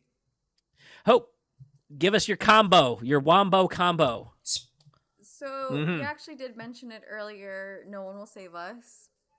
No One Will Save Us. What a wild fucking ride. I loved it. It was a different take on... I think the biggest draw for me for that one... That ending was so good. That ending was so perfect. I was like, I get it. I get it. The ending was good, but I also liked the fact that typically when movies tackle an alien race invading, it's all very... synchronistic. It's all very like carbon copy paste. Yeah, it's like they're all the same. It wasn't. So Independence Day. Every single alien they showed of this same race was different, just like humans. Every human is different, and so every alien, even though you could tell they had similar their humanistic traits, you could tell they're from the same race or whatever, they were still all different, and I loved that. First off, I love that. Second off, the big spidery guy on the rooftop was was interesting. And second off, I love that there was maybe literally 3 to 5 lines of dialogue the whole movie. It was 5 lines of dialogue. To go with our shutting the fuck up theme of the year. Yeah, exactly. Exactly. Yeah. just shut the fuck up. Tell it visually. Yeah. But if I could cut in real quick, Seth, does Silent Night redeem Joel Kinnaman to getting out of the Jivenage Kinnamington Bo Wendlandolus Amalgam Human? Does it redeem okay, him? listen, he's a high recidivism criminal in this system. So like as of right now, yeah, he's out. He's out on parole. He's doing good. But All like right. one stinker and he goes right back in the can. Good. I'll have to rework the name now. So Hope, All right. did you know it was a no dialogue going into it, or was there a point where you like figured it out as you were watching? I didn't know. I went in completely Wow. cold to the movie. And again, I'm going with my title horror. If I see a horror, I'm like, okay, put it on. You know, it's just my thing. If it's shitty, if it's good, if it's whatever, I put it on. I have to. So. Isn't Screambox the channel where it has like all the crappy horror movies? Is that the one that has all the crap? I also have that. Yes, shut up. But also Ice Cream Man. And I love Ice Cream Man. That's the red box shit. Ice Cream Man. I see. So it has that. Oh I still god, love Ice it. Cream Man. No, I got nothing against Ice Cream Man. No, that's what I'm saying. Like that's like the funny thing is I love Ice Cream Man, but that's its biggest draw movie it has. Yeah. Wow, That's really Jeez. funny. I mean, I They feel should like Ice adapt- Cream Man's they- kind of hard to find, so that's pretty good. Yeah, they should adapt it the somewhere. Ice Cream Man comic book that's been coming out recently. Is Yes. it? Who's the writer of the I don't Ice Cream Man think comics? they're related. They're not though, related. the They're not two related. But I'm stories. just saying that'd be great to adapt those. It'd be like a good Oh, like yeah. one-shot Huh. episodes. Like Yeah, I miss yeah. the one-shot episode TV show. I miss those. So, but anyways, continue. No, but I loved it. It was different. It was good. It was new. It was fresh. Like I said, I think the biggest thing is when people do alien movies, it's very like copy paste, and I like the fact that it Yeah. wasn't. It broke that mold, and I loved that. If nothing else, I would say watch it for just that aspect. But there is so much more to it. So yeah, it was great. And then honestly, like it was I've been going back and forth all over the place. Like with a top movie, and honestly, I have like a triforce of like top movies, and it's all Fire them off. And the thing is, it's like they're like half of them are like garbage, but I love them. Okay. Okay. So It's not garbage. Is it if you Cocaine like Bear? it. Tell me it's Cocaine Bear. no, Oh, God. but damn close. So obviously, like I loved Infinity Pool. That's one of the top ones. That Oh, was yeah, so yeah. cool. Yeah. So that's Yeah, great movie. when I said half are garbage, that was not part of it. Okay, yeah. Yeah. Infinity Pool was great. You know, it's Cronenberg, it's Skarsgård. It shows so much. Everyone knows Infinity Pool. Loved it. But like I said, I have like three. There's been a weird obsession with people being breastfed in movies recently. Can we? Are there people Who going doesn't? through Listen, shit mommy recently? issues. Yeah. Who doesn't love? Yeah. kids? Is it that Barbarian had that too? It was like So did Hereditary. What's going on? Oh, Hereditary. Oh, that's right. Hereditary. Fuck yeah, man. That's right. Yeah. Don't knock Damn. the titties, man. Don't knock the knockers. Don't knock the Spit knockers. that out. Jeez. But so everyone, if you've been following us long enough, you know one of my top movies ever is Velocipaster. I think I know where this is going. I know where this is going. I'm excited. Go for it. Slaughterhouse. I'm really Oh god. Okay, all right. Oh. So in the trifecta of weird animal bad horror movies, you have Velocipaster, you have Llamageddon, and now you have our sloth film. amazing. This looks amazing. It's wonderful. This sounds awesome. Yeah. I loved it so much. My god. Oh Sweet. my god. So much. Oh, It was the Jesus. stupidest, shittiest thing ever, but I loved it so much. But tell, what did you love about it? Tell me. Did you It's love sloths. the sloth? The fact that like they're actually this sloth is like super speed when he wants to be, and then he's like the sloth is like super intelligent, like is doing all like plotting these murders. It's Oh not my just, God. like, the Stop. sloth shows up. It's not like the sloth that What shows the up and fuck? like slap, because the sloth's toes are very sharp. You know? Yeah. They do say Yes, Yeah, yes, But yes. it's not just like the sloth shows up and like slashes. It's like no, like it plots these fucking murders. Like there's one where it Amazing. like burns a person to death. Another one is like it poisons them and like chucks them off a roof. I'm getting Final Destination vibes.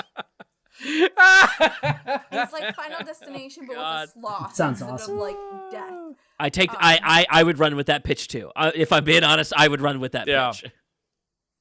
I mean, we've all seen How the could what you is it? not? We've all seen the sloth meme, the rape sloth meme. We've all seen like we've all Oh, seen it that. legit does that I'm at not. one point. I'm not sure I have. That, Oh, you haven't seen this? that's Oh, some it's wonderful. early 2009 internet memedom, sir. One of the You're earliest. quoting the memes old ever lore. made. But Oh, I just aged 20 years. Cheers. Let me go get my walker. but like it was again like I went from Infinity Pool to Slaughterhouse. I'm like my shit's all over the place.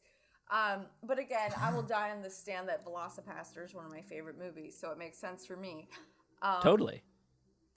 And my third one, which is like half and half, I will say, I wouldn't even say half and half. I thought it was very good. I guess it's half because it's like half animal based. Would be Nimona, which shockingly Oh yeah. was a Netflix movie, but it was adapted from a comic. You know, it gave, and it was like the voice acting was fantastic. The plot was great. I loved it. Like Nimona, I feel is underrated. I'm a big advocate for Netflix animation, like Hilda. Love Hilda. Nimona was great. Scott Pilgrim was fantastic. We covered Scott Pilgrim in a previous episode. Thank you for mentioning that. And Yes. like so like Netflix animation I feel is like on point. They when it comes to animation they know where to grab it, and Nimona was definitely one of the greater grabs that they got. So so that was like my trifecta of number ones. So Yeah. I've heard really good things about Nimona. It's Yes, like I really, was I haven't seen it, but it's pleasantly surprised. high on my I list. went in thinking it's gonna be like a cute little kids movie, but it was really good. And also like nice. good for you, Chloe Grace Moretz, for coming back. Even if it's voice acting, like she came back. She deserves all the work. Yeah, Nice. Yeah. absolutely. Yeah. I remember you saying earlier in the year like Guardians 3 was going to be on your list. Like did that get bumped off? I love Guardians 3, but at the same point, like it's hard to separate. It's fun. The thing, I loved James Gunn. I loved his Yeah. upbringing with trauma. I love trauma. Mhm, It's an amazing. Guardians 3 is an amazing movie, but it's still under Marvel, so I gave it like 2 Yeah. bumps off because Yeah. it's Marvel. They get And their it own has pocket nothing to universe do- for me. Right, it has Yeah, nothing to if they were do on- with James yeah. Gunn, it has nothing to do with the characters. It's just it got bumped off because I just That label Yeah. carries so much Mm. weight to it. Mhm. Yeah. I Yeah. do think he's like the only person who actually works in the vein of the original aesthetic No, of House of he does. Ideas. Do you know Yeah. what I mean? Like, Yeah. and I give he's Yeah. him like all it the really credit for does feel like those cosmic Marvel comics I read when I was a kid. And I see it's different. I mean, people are gonna say maybe they don't see the connection, but like I see the love of Kirby. You know, I see the love of Ditko. I see that in Yeah, his work, yeah. right? So, so I do think it's fascinating that he's going to be in charge of the DC universe when I think he's not as compelling in that universe. Yeah. But whatever. I mean, it'll be really fascinating to Oh, see. for sure. I mean, Yeah. if nothing else, just give me the fucking Superman. Just please give me the fucking Superman. I just need a good, happy, pleasant Superman again. I want need it. Commandos, I can't. motherfucker. Oh god, I just need happy, uplifting. Please give me joyous Superman Right. again. But yeah, like they gave him, I think, the DC universe because of the fact that Oh he yeah, knows. I know why they gave it to him. Well, because he knows how to work the business side, but also knows how to be creative. Yeah. Like he's able to merge those two realms together just right. But then again, hey, Warner's could get bought by Universal in the next 2 years. Yeah. We don't know. Yeah. Warner's And in the red right now. And he knows how to run at the source material instead of running away from it. Yeah. which, He's not scared. They've Yeah. gotten quite a bit. I mean, I think they've thrown everything in the kitchen sink into that next Superman movie. Like everything. Like the Authority is in there, Booster Gold is in there. It's like, what isn't in that movie? Like, Jesus Christ, man. Have fun, James Whatever. Gunn. Have fun. Have fun. Just don't fuck it up. But yeah. So yeah, like Seth, your top two. So Creator was in my top two, so we already knocked that one out. Oh yeah. Potty break. Actually, I could take a potty break too. Yes. Okay, so we'll take a break. Yeah. Take a break, and we'll be right right back with our the last number one. Thank you. Hi, everybody. It's me, your host. I just want to shout out some of our social medias here in the middle of the podcast, just so that you have a place that you can go talk to us about some of our film picks here. I was going to link out to some of Dysart's work, but he has opted to not give any links yet. He just wants people to track him down on social media. So you can find him on Letterboxd and on Twitter at Joshua Dysart. You can also check out Hope and her account at biohazard_Leia on Twitter and Instagram. You can check out Jesse at Hardcore Bshot and myself at Seth X Decker on mostly everything. We have pretty consistent socials. If you're listening to this on the podcast version right now, we would really love to encourage you to check out our YouTube channel where we're uploading these videos. I'm waving, but only the YouTube people can see that. I would love to see people jumping over there and jumping into the comments to chat with us. We would love to start to push our, kind of fans and conversation that way. But if you're an avid podcast listener and you want to just keep supporting us that way, we still will be releasing the audio formats, so don't worry. But, check us out on social media so you can chat with us that way if you would rather be a podcast listener. I think that's going to do it for this announcement. We've still got another hour and a half of movies. We got 50 in total for you to check out this year. I think is the math that I came out to. It's a 3.5 hour podcast, so good luck with the rest of it. So Seth, we're back. What is your number one? Hey, picks for the year? shouldn't be a shock. Mr. Miyazaki rolled out of his grave again and threw us a bone. I haven't seen it yet, and I want to. I haven't seen it either. Okay, let me make good on a see it. promise from the beginning of the podcast. Anyone listening to this that is upset that this is my number one, first of all, fuck you. Exactly. Go fuck yourselves. There's a large Miyazaki tattoo on my leg under this desk, and we have just enough space to fit the heron into it, so this movie makes it into the tattoo. Miyazaki made a movie just for me. It's about a little boy dealing with matriarchal issues. It's basically a Narnia movie. It's about a kid that goes to another world and learns that it operates by different rules and then comes back to our world forgetting having been there and having changed for it. Like, this is, to pay off the beginning of the episode, a straight vibes movie. Like, plot? What's plot? Are you sure you want plot? Yeah. Are you sure you don't want Robert Pattinson screaming at you at the top of his fucking bat lungs? Because you can have that, but you can't have plot. You can't have both. It's excellent. It is so well animated, which is not a shock for Miyazaki. But what was shocking is they've updated their animation style. There's more CGI work in it. There's more 3-dimensional computer work in it. He's not shying away from using that as a backdrop and as a useful depth perception, while still keeping that really ink swept kind of visual palette. It's fucking. It goes balls to the wall. This is the most bloody of the Miyazaki films. This is the most deeply effective towards a child, I think. He said, "Oh, you want me to do a fantasy movie? Well, kids get fucked up in fantasy movies, and I also fuck kids up in real life in my movies. So this kid's." Oh, is it like 80s fantasy? It's got straight up that vibe, dude. I was gonna say, damn it! By in real life, are you talking about his son? And again, there's commentary within the family to be made here that I don't feel comfortable commenting on, but goddamn, Oh, Go over to I've Mind Brain Movies. There's a whole episode on it. I've commented on it in a previous Mind Brain episode with the licensed psychologist Elizabeth. Yeah. And her and I break it down, and like you know, it's yes, there is a cultural difference, but there's also even in that culture, he knows he fucked up. Yeah. You know? Yeah. Like, don't walk out of your son's premiere even if the movie's bad. Don't do that. Like, No, he it's- literally it's walked even- out of Tales of it's- Earthsea, which we agree, it's not good. No, but don't walk But out it's like an beyond asshole. that, like in his own studio, he refused to walk in the studio because he's like, I'm ashamed to be around my son. I can't face him. I can't talk to him, even though he works for my studio. Like, there's filmed footage of him saying this. Yeah. You know, it's not like hearsay. Jesus It's Christ. all on camera. You can look up this thing, and like, the best thing I can ever say is how Miyazaki makes the most amazing, carefree, whimsical, beautiful films ever. And he's very, I wouldn't say cold-hearted, but very stunted with relationships, I should say.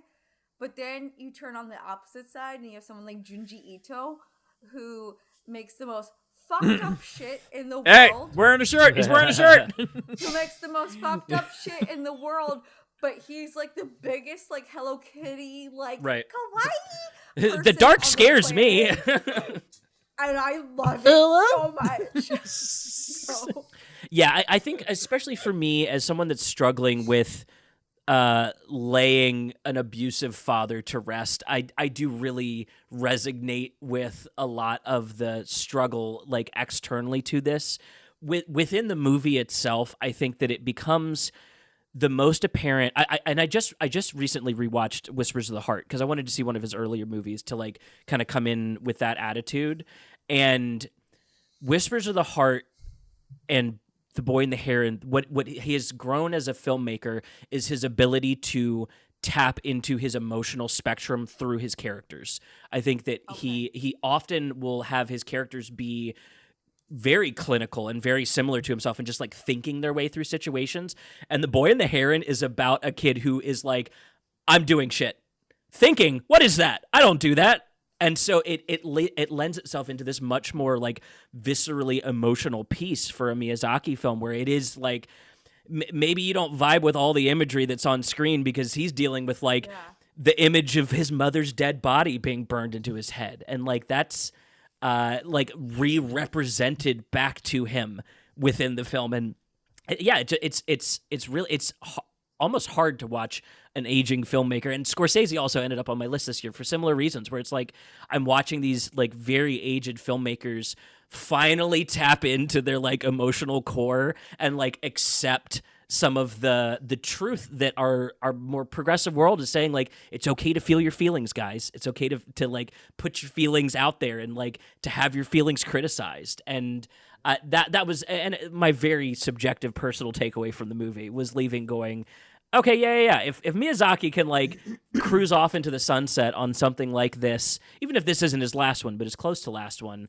and he's willing to like it's access. Not. He already has like 2 other films he's unretired. Yeah, he's already Right. directed on I 2 mean, other again, movies. they need to put like a pen and paper in the man's coffin and check it every year or so after he passes, because there will be more movies coming out of his body. Like that just is, I think, the kind of filmmaker he is. There's still the Like the way worm- hair grows after you die, he'll just keep That's making exactly movies. right. Hair and fingernails. He'll just be scratching them into the inside of his There's coffin. still You know. that caterpillar Yeah. movie that he's still making too. Like that came out of his short film. He's making a full length. Oh, film. interesting. Yeah. Yeah, I was very impressed. And again, it's a movie made just for me. And these are, as Jesse put it so eloquently, not the best movies of the year, but our favorites. And I've seen, Yes. I've The ones that seen we this like. both Yes. in English and in Japanese. I got to say, it flows way better in Japanese, but the voice acting cast in the English dub is coming for your fucking throat. Every single Can one of I them. just say, They do. as a very Seth, I think now Josh, I am not 100% certain on your anime background. I know Jesse is a fucking ignoramus when it comes to anime. Palace. But I know in typical like TV anime, they have like a standard 5 to 10 people, and they reuse, and it gets old. You know, back in the 90s, it was a little different because it was a bit more sparse. But nowadays, I'm like, okay, you can't do that. But the one thing I will say to bounce off Seth, coming for your throat, is with Miyazaki films, they've always had amazing English sourcing voice acting. Yeah, the dubs are incredible. Yeah, Like I because it's Disney, right? Usually, Disney? yeah. it's in collaboration, but like the first movie that was translated to English in America was Nausicaa and the Valley of the Wind, and they got Sir Patrick Stewart. Saw it in the theater. And they got Sir Patrick Stewart to voice King Yem, one of the characters in it. You know, and so they've always been amazing. And I always make the joke, well, I have other reasons why it's my favorite of his films, but Poco Rosso. But I always make the joke that I love that it's a Japanese movie set in Italy. They speak French, are dubbed in English, and sing in Italian. Like it's like this whole conglomeration of things. Like, And what an ode Yeah, to how the like Italians true used to make globalism. films too. right? Yeah, and It's like- precisely. Exactly. Yeah. And that's why it's There is that's this- why it's the biggest joke ever, I think. Like an Easter egg joke Yeah. because of that. But I do love Yeah. that, like, because of the hemispherical divide, like, there's they have less, for lack of a better term, because this isn't the right term, because I love what they do, but they have less respect for those sort of, like, cultural language barriers. Like, there's Wheels on Meals, which is an amazing Hong Kong film, takes place in Spain. Everyone in Spain speaks, Oh my Cantonese, and they all know Kung Fu. And it's all Spanish people in Spain, except, of course, for the leads, who are Sammo Hung and Yun Bao. God. Jackie Chan. You know, that's sort of that, like, disregard for a kind of Western realism that we, like, hold on to, that is always really exciting to see. And you can see it just in the decision making. It's like, to go back to the vibes thing, you choose each one for the kind of melodies and artistry that they each give you. Like, speaking in French gives you something else. Italian vistas gives you something else. Like, Yes. and so it's like a commitment to, like, what will feel better here versus what is more realistic. Yes. Yeah. Yeah, Did we have any other categories? I think that was our... what were the categories we skipped? Well, we didn't skip anything. We're actually on track. So we have what we want to see next year. Oh. So I've got a couple of I do things. too. So I have a one-word answer. yeah. So number one, Furiosa! Furiosa. No shit. I Furiosa, didn't no say that shit. because Everybody I know wants to see you it. two would be like changing your pants 7 times if I brought that up. Yep. Oh, I totally forgot. I'm gonna drop this in the chat right boy. now. Give me 1 second. So yeah, I have a Mad Max wall down here in my recording room. There you go. Damn, look Take at a that look at the chat. Nice. Morton Joe photo. That's ridiculous. Yeah. That's Jason. It's Jason Lennox. That and God, what the fuck's his name? What's his name? Humongous.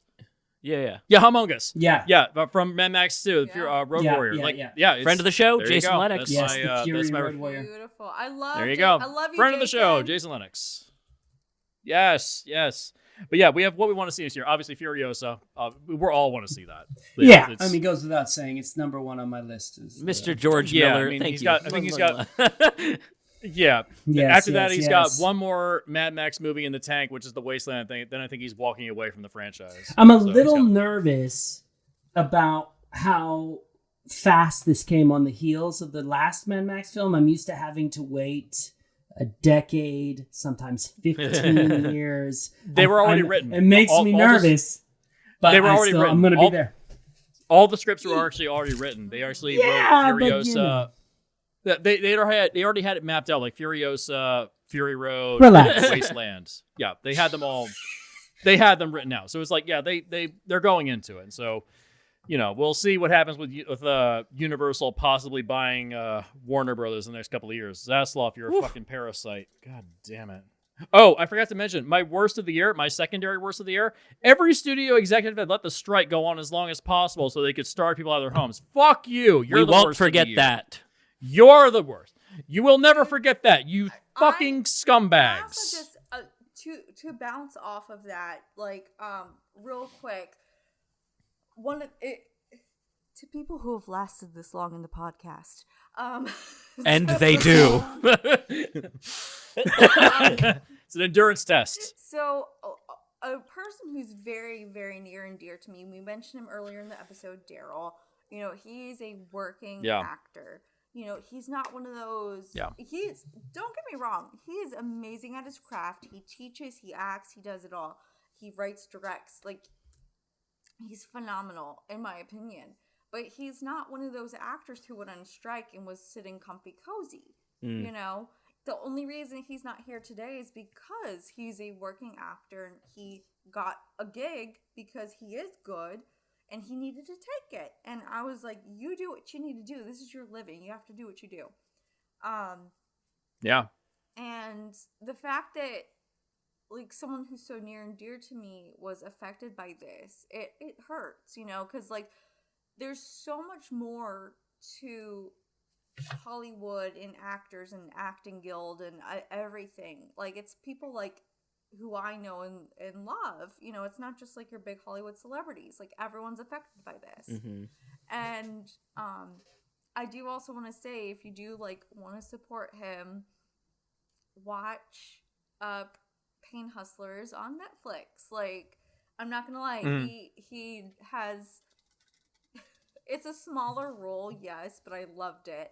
He was the podiatrist in Pain Hustlers. I love him, I love the role, and I love always rooting for not the marquee, you know? Yeah. So, like, this is my little shout out to Daryl. I love him. Love, you know, all the love, Daryl. But, yeah, like, just... We miss you, Daryl. We miss like, you. It just goes to show there, again, like, my point is there's more than just your big names. You know, there's all these working actors who need the support. They do. So you need to support them, not so much like your big name Hollywoods, but everyone else, man. Like, it's such a huge industry, and it tears down. You need to support every tier. This is why we're doing this podcast, because we love this industry. Yeah, you know, we love this industry. We love its people, but you need to support and respect its people. So that's my little rant. So. My little rant / love you, Daryl. Michael. So. Yeah. Michael Fassbender will be fine. It's the people that aren't at the top of the list that you need to pay attention to. Yeah. Speaking of which, did we all see The Killer this year? Did we all watch that? Unfortunately, I did see it. I have people up in my fucking Letterboxd arguing with me about why I shouldn't have found it boring, and I was like, what a non-argument. It is boring. I pitched that the better way to make that a good movie is turn it into a Hitman Agent 47 movie. Then it works. When it's just Michael Fassbender being Michael Fassbender, it did make me want to play Blood Money again. Yeah, absolutely. Have you played the new ones? They're good. No, because you know I purposefully throttled my video game activity, so I'm stuck on the Switch. I had to. The new ones they're really, really good. They're very addictive. I have a series shout out that I feel like we just won't have a space to talk about otherwise. I actually put in the special commendations some television. Oh hell yeah! I am. Can I say what I'm excited about? I'm so we haven't gotten there yet. Yes. Go. Yeah. We don't have to. Obviously, Furiosa is number one. It goes without saying. But also, Drive Away Dolls by Ethan Coen. Okay. Yes. Coen. That's precisely. Mickey 17 by Bong Joon-ho. That was gonna be on my upcoming things. That was gonna be on my upcoming shit. That's what I'm talking about. Got you. See the service I'm doing here? Nosferatu by Robert Eggers. Now my brain is wavered. Out of my brain. See what I'm talking about? Maybe not everyone can agree on this. I am still a Luca Guadagnino fan. Is that how you pronounce his stuff? So I'm excited for Challengers. And I guess the last Is Challengers the one where it's like Zendaya gets Eiffel Towered? Is that the one? Well, Zendaya is in it. I don't know what you mean, but Zendaya is in it. Yes. It's when two guys are. I don't need never you. mind. I don't really. When two boys love each other very, very much. When they don't Why is wanna that? What's show- wrong with when that? they don't want to dock, but they want a bridge between the docking. Oh, yeah. Yeah. I know all about that. That's called seeing Eiffel that Towering? Seeing that trailer made me realize, Tom Holland is a cuck in the I don't relationship, think isn't he? actors' roles determine their real life. And cucking can True. be quite fun. Being cucked. Also, but I do want to say, so there's a movie that came out many years ago called Behind the Mask: The Legend of Leslie Vernon, a horror I film. am Do you guys- so familiar. Yes! Yeah. Yes! Okay, love this movie. Sequel drops. You're in 2024. fucking kidding No me. shit! For the Mask. Oh my god! No. So Okay. that's it. I saw that movie yeah. as a double feature with one cut of The Dead because I was Yes. Oh, great. someone was Oh my recommending God, meta what a horror night. movies, and I was like, "Give me the 1-2 punch." Yes. Chippa, friend of the show, was like, "The 1-2 punch is Leslie Vernon and One Cut of the Dead back to back," and text him immediately after. I was like, "That was the best Excellent 4 hours Rex. of my life, I think." Yeah. Excellent, Rex. Nice. And that's where I'm at. I mean, there is I think there's there's like a, what am I trying to say? My words just Things fail me. and There's a stuff. George Romero documentary coming out next year. cool. too. Yes, So- it's on his failed Resident Evil film. That never yeah, got that's made. right. Exactly. That's it. Yeah, which it actually I honestly would have taken over the 6 Right. movies that we got. Jesus Christ. At least it would have been edited properly. Jeez. Yeah. Yeah, but it's all about his failed attempt to do a Resident Evil film.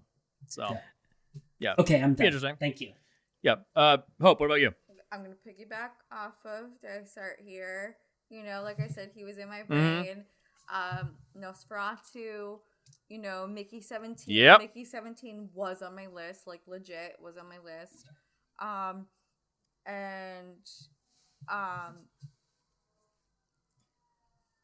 I'm sure you all can guess what my next one's gonna be. I'm gonna go back to my cult classic horrorness, Terrifier 3.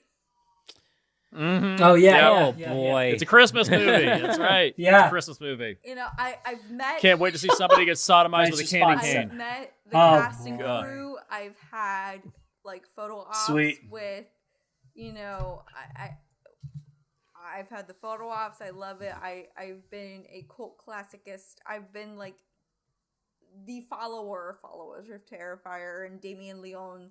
I love it. I don't care who says what. Obviously, there's an amazing following. Do not get me wrong. There's an amazing following. But even if there wasn't, I would still be a diehard. I don't care.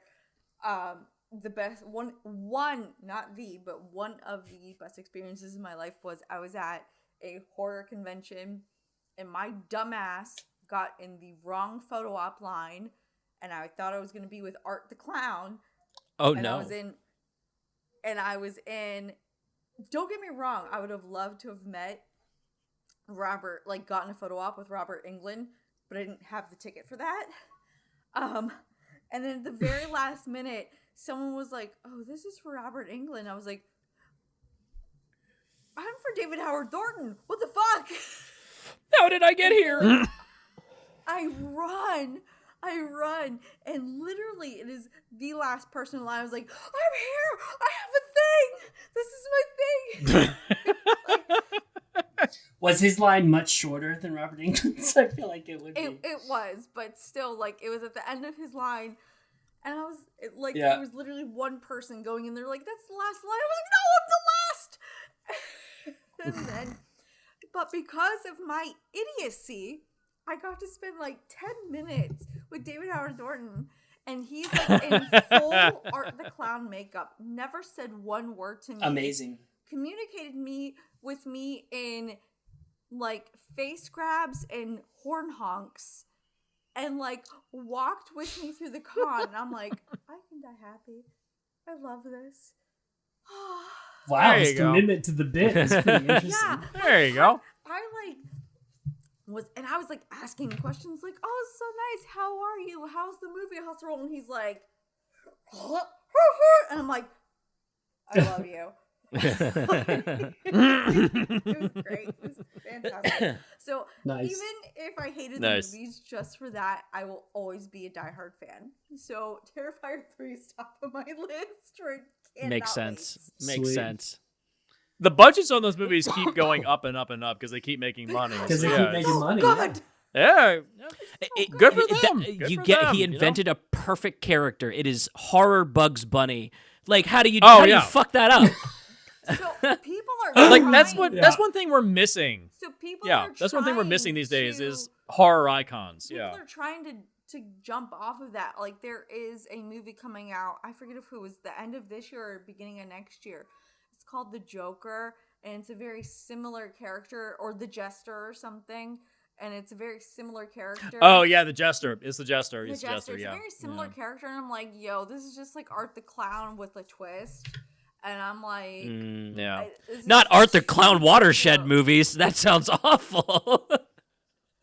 Dude, like, That happened after Friday the 13th. Yeah. You know, there's tons of The- knockoff No. guys with hockey masks. Tons of those movies. the thing You know. is like, there's going So. once you make an icon, there's gonna be followers, and I get following the hype, but Mhm. don't fuck with my boy. That's my man's. Don't fuck with art. Yeah.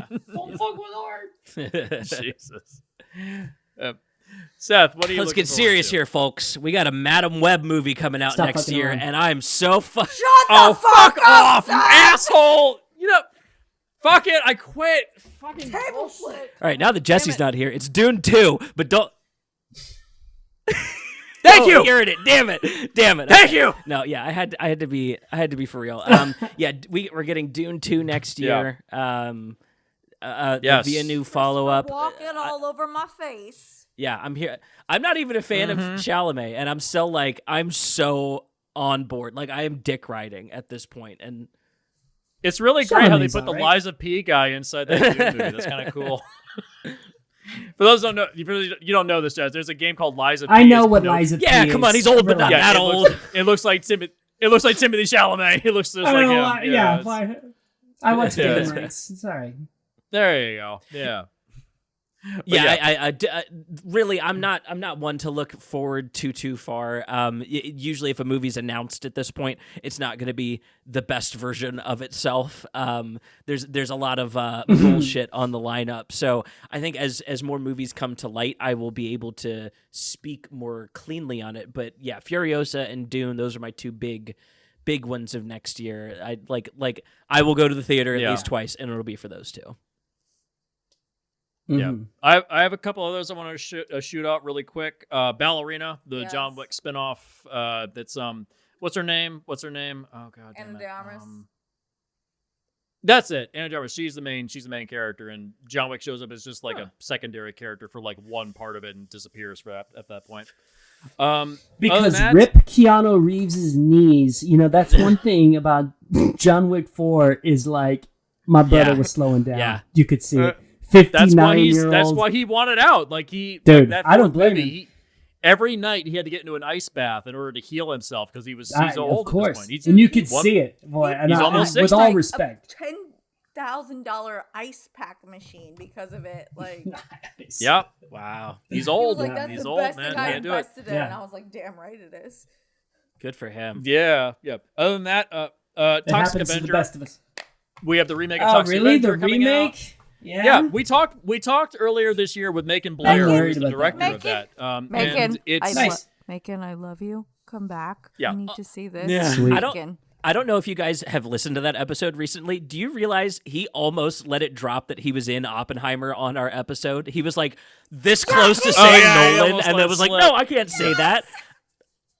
Yeah. Yeah. I didn't know he was in Can I Oppenheimer also, can I until I also be saw happy it. that nobody said Oppenheimer. I know. I was thought happy that was no one really said Oppenheimer. interesting. Yeah. Really? No one mentioned Oppenheimer the whole episode. Yeah. Fascinating. Because I'm sure there's a really good movie inside that 3-hour montage. I'm sure I've there's a not really seen it. good movie in there. It's He hates establishing shots. I'll be honest. hates I would them. rather argue about Godzilla than think about Oppenheimer. That's kind of the position I'm in. I definitely would Ser- rather watch seriously, Godzilla can again we than watch just- Oppenheimer for the Just, first time. Macon, I love you, Macon. Macon. He's a DMV boy. That's right. He is. Like, Yeah. I love you. It's a Department of Motor Vehicles. Yes, exactly, Dysart.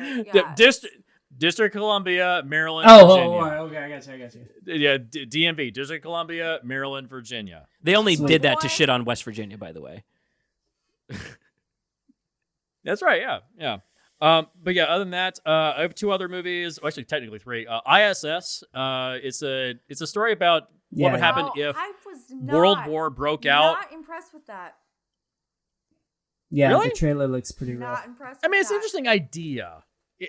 There's an issue. Why are they of- fighting? Why are the astronauts? I mean, maybe there's an actual reason in the movie, but I don't It's understand why literally- you would oh, take your geopolitics to They space. literally said, "Oh, our country's just ordered us." It has nothing to do with. Yeah, that's what it says Yeah. in the trailer. That- I'm if- hoping it's over like access to the shuttle or something. I don't know, but I it still was was weird. not impressed. Well, there's an Yeah. issue of I hate to bring up this guy because I think he's an asshole. Brian Wood's book DMZ, the Vertigo series. There's an Yeah, issue of good that book. where there's a ceasefire that's been declared between the 2 opposing forces, and like both forces are like they come together and we have dinner and it's like the main characters aren't even in the issue, and then the moment the ceasefire ends, they're like, "Fuck you, fuck you, fuck you, get back on your side." Both sides immediately just revert back to their original politics, and I was like, I get it. It's a microcosmic analysis of a macro level conflict. I get the metaphor. I get it, but it just I don't know, think more of astronauts. Well, and like there's an established thing with astronauts True. that they would not choose political line. Like that. it's an What's apolitical my position. favorite Yes. astronaut? True, very You true. know who's my favorite astronaut? Who? Boo. I can't There you stand go. that astronaut. I love the tardigrade. He'll live forever. I do like that. So, Is a nice Jesse, is tardigrade. ISS a like sleeper sequel to Civil War that will also come out next year? Oh Well, my that's God. another one I kind of was interested in seeing because only because it's Alex Garland because I watched the trailer but I thought it was gonna be like MAGA America versus normal America, and turns out it's the military against why would the military turn on the country Alex Garland Donald sucks. Trump's plan to take over the country in 2025, the military has actively said, yeah, if he does that, we're storming the White House and we will remove him I gotta. from office. I hate to Hitchcock you, but like also I need the movie to happen before I'm like mad at this premise. This is one premise where I'm like, no, this is ridiculous. But I'll watch it for the cast. But I don't know. I think that's the one where I'm like, all right, you're going too far. It reminds me of that book, I'm Empire by Orson Scott Card. Where it's where his reasoning for why it happens because liberals are mentally ill. Orson Scott Card's disappeared in recent years, hasn't he? He hasn't put out any books recently. He's dead. Has he? Is he dead? No, he's not. I just wanted to say Oh, that. damn. You gave me hope. You gave me hope. No. Damn it. Look, Jesse was right. The other one I want to bring up. and then you just boom. To be clear, we've all been God, riding that Kissinger, high. Kissinger being in hell is my favorite meme that has been going around the internet right now. Oh, thank God.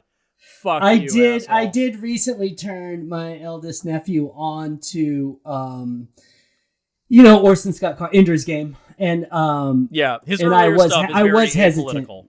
I was Yeah. hesitant. I mean, I would argue Ender's Game is like, and the other novels in the series are actually anti-war and They are. very, They are they're anti-war. like it's kind Yeah. of shocking to see his political shift actually from them. But I was very hesitant precisely because if he got too into Right. it, I didn't want him to like go down the Orson Scott rabbit hole.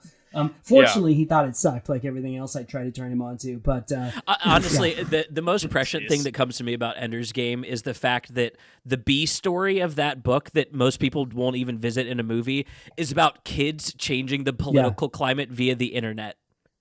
Hello?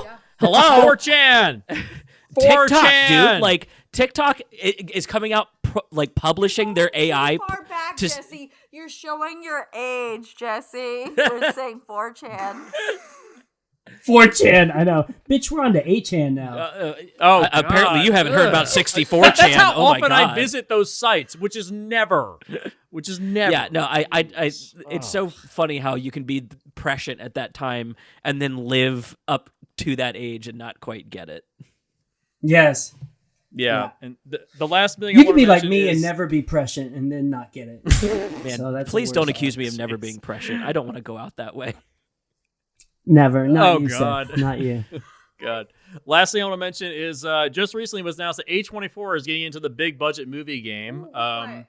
They just signed a deal with Hideo Kojima. They're making a film adaptation of Death Stranding. So Fascinating. if there was one game that felt like an A24 movie, it's Death Stranding. You have not played it, I'm guessing, but it's a play No, upon but the I've walking. seen endless. I know what it, Yeah, you know what it is.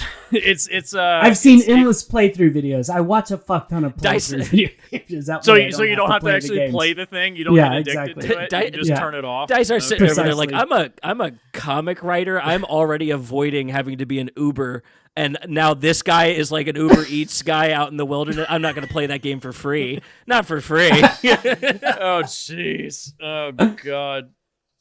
God. But yeah, it's Death Stranding. That's interesting to me. I mean, because they did lose a lot of money this year on Beau is Afraid, so they have to make it up somehow. Well, So Their if you're biggest gonna get budgeted Unfortunately, film the so same far. thing happened with the Northman, though. Like we thought it was one of our. Yeah, Focus Features lost a lot on Yeah. that one. Yeah. Still a good Yeah. movie. So, I mean, I'm interested. Kojima has always said he wants to get into the movie game, and now he's doing it. It's like, good for him.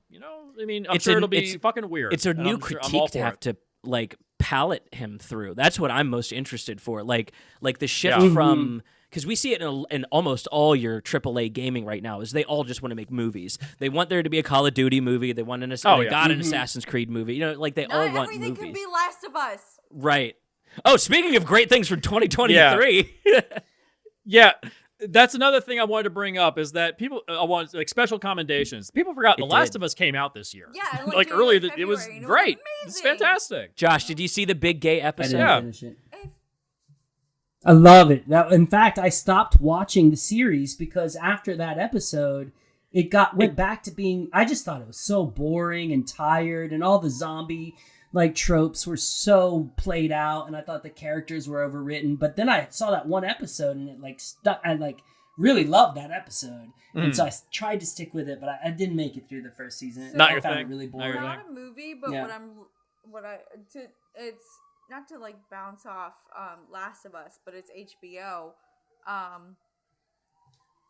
What I'm looking forward to TV show wise is the next season of White Lotus. Love White Oh, Lotus. yeah. Huge White Lotus Yes. fan. Yes. Yes. Big I fan. turned Jesse on to that when I visited him last year. Yeah. We Yeah. I went to visit him when he was still living in New York. I went to visit him. We didn't really have plans or anything, but we literally spent New Year's Eve into New Year's Day binging White Lotus. Everyone Awesome. Yeah. was like, Yeah. "Oh, you were in New York? Did you go to Times Square?" I was like, "No, we binged White Nope. Lotus." Yeah. Nice. Yeah. This is great. I love it. It's so fantastic. The point of That writer director Oh, is yeah. phenomenal. Oh, yeah. Everything he does, I Yeah. love. If you haven't seen Year of Mike the Dog, White. it's so good. Yeah, You're Mike the White, that's right. dog. Yeah, Mike Year of the White. Dog. You talked about that on a Love it. previous Love it. best of podcast. I don't know if it was on your list, but I know you mentioned it. You're the dog. Yes. Me? I think that was mentioned Might have on been. 2021. I think it was Well, on the 2021 list. It's way older than that. So if I mentioned it, I mentioned Yeah, it. it's. I don't know where it was. In but I passing. know Because it's it's come just up always before. on my mind. Seth, 2021, you mentioned that. Yeah. Was Am it? I quoting myself? I might be. Yes, you're quoting Well, yourself. listen. Maybe you are. You're It Mandela could be. affecting It yourself. absolutely could be. You're The point of quoting this, yourself, Jesse. Yeah. Seth. I remember that specifically. The point of this, Jesse, is if we recommend an HBO show to you, please watch it because Barry has also taken over your life, hasn't it? Yes. Oh I've my God, gotten Barry's Did so you good. you resisted texts today. Barry? He resisted Sent Barry. me a text I- today about Barry. Shut up! Shut up! Shut up! I can't. Tell I'm who you're watching it pointing now. at. I just finished season 2. It's Holy shit, good. I don't know why I slept on it. It's really fucking good. Goddamn. Weak. Dude. You're weak. I as soon as Jesse Why told me, couldn't I've had the biggest like woman boner for fucking Which one? Is it Bill Hader or is it the it's Henry the bald- Winkler, obviously. I've had the biggest woman Henry Winkler. Henry Winkler, obviously, yeah. I've had the biggest woman boner for Bill Hader for years and for years. Yeah, he's now. fucking funny.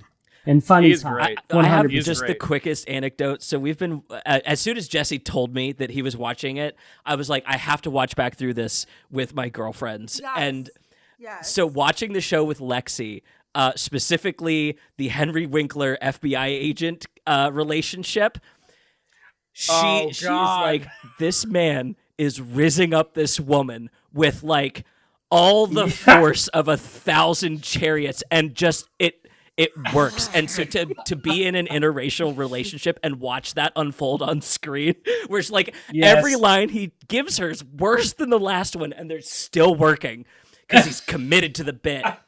Oh, I love Barry. Yes. Honestly, Oh. any Great Henry series, Winkler great series. character, like him in Arrested Development, who's like in the closet gay.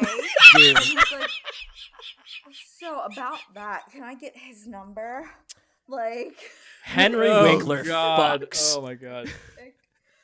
Yeah, he Oh. does. can I say? Yeah, he on does. top of that is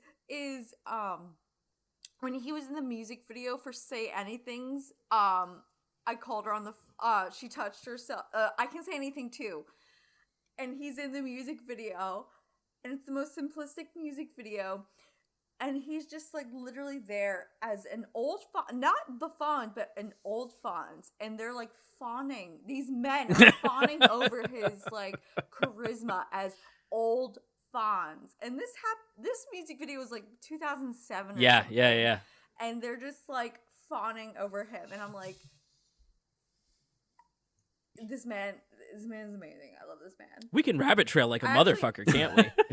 Yeah, no, Hell yeah, we can. I have another I'll HBO bring it back in. recommend. Yeah. Oh, right. From this is the very last thing on my list. Very Yes. last thing for me to bring up on the episode. I'm a big advocate for adult animation. Animation is a filmmaking Yes. style. It is Blue-Eyed not Samurai. Blue-Eyed Samurai, which I did dig. Oh,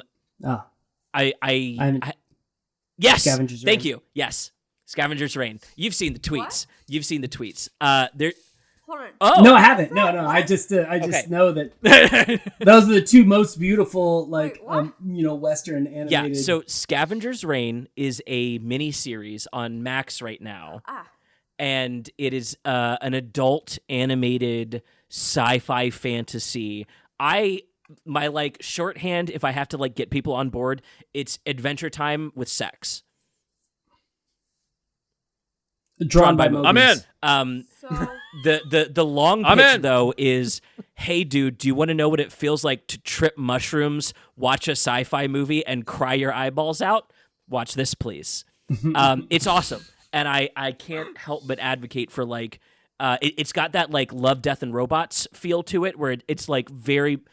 it's way better. Yeah. But like it's got that feeling of like we want to talk about adult topics in adult themes and talk about like big ideas surrounding like the monotony of human interaction.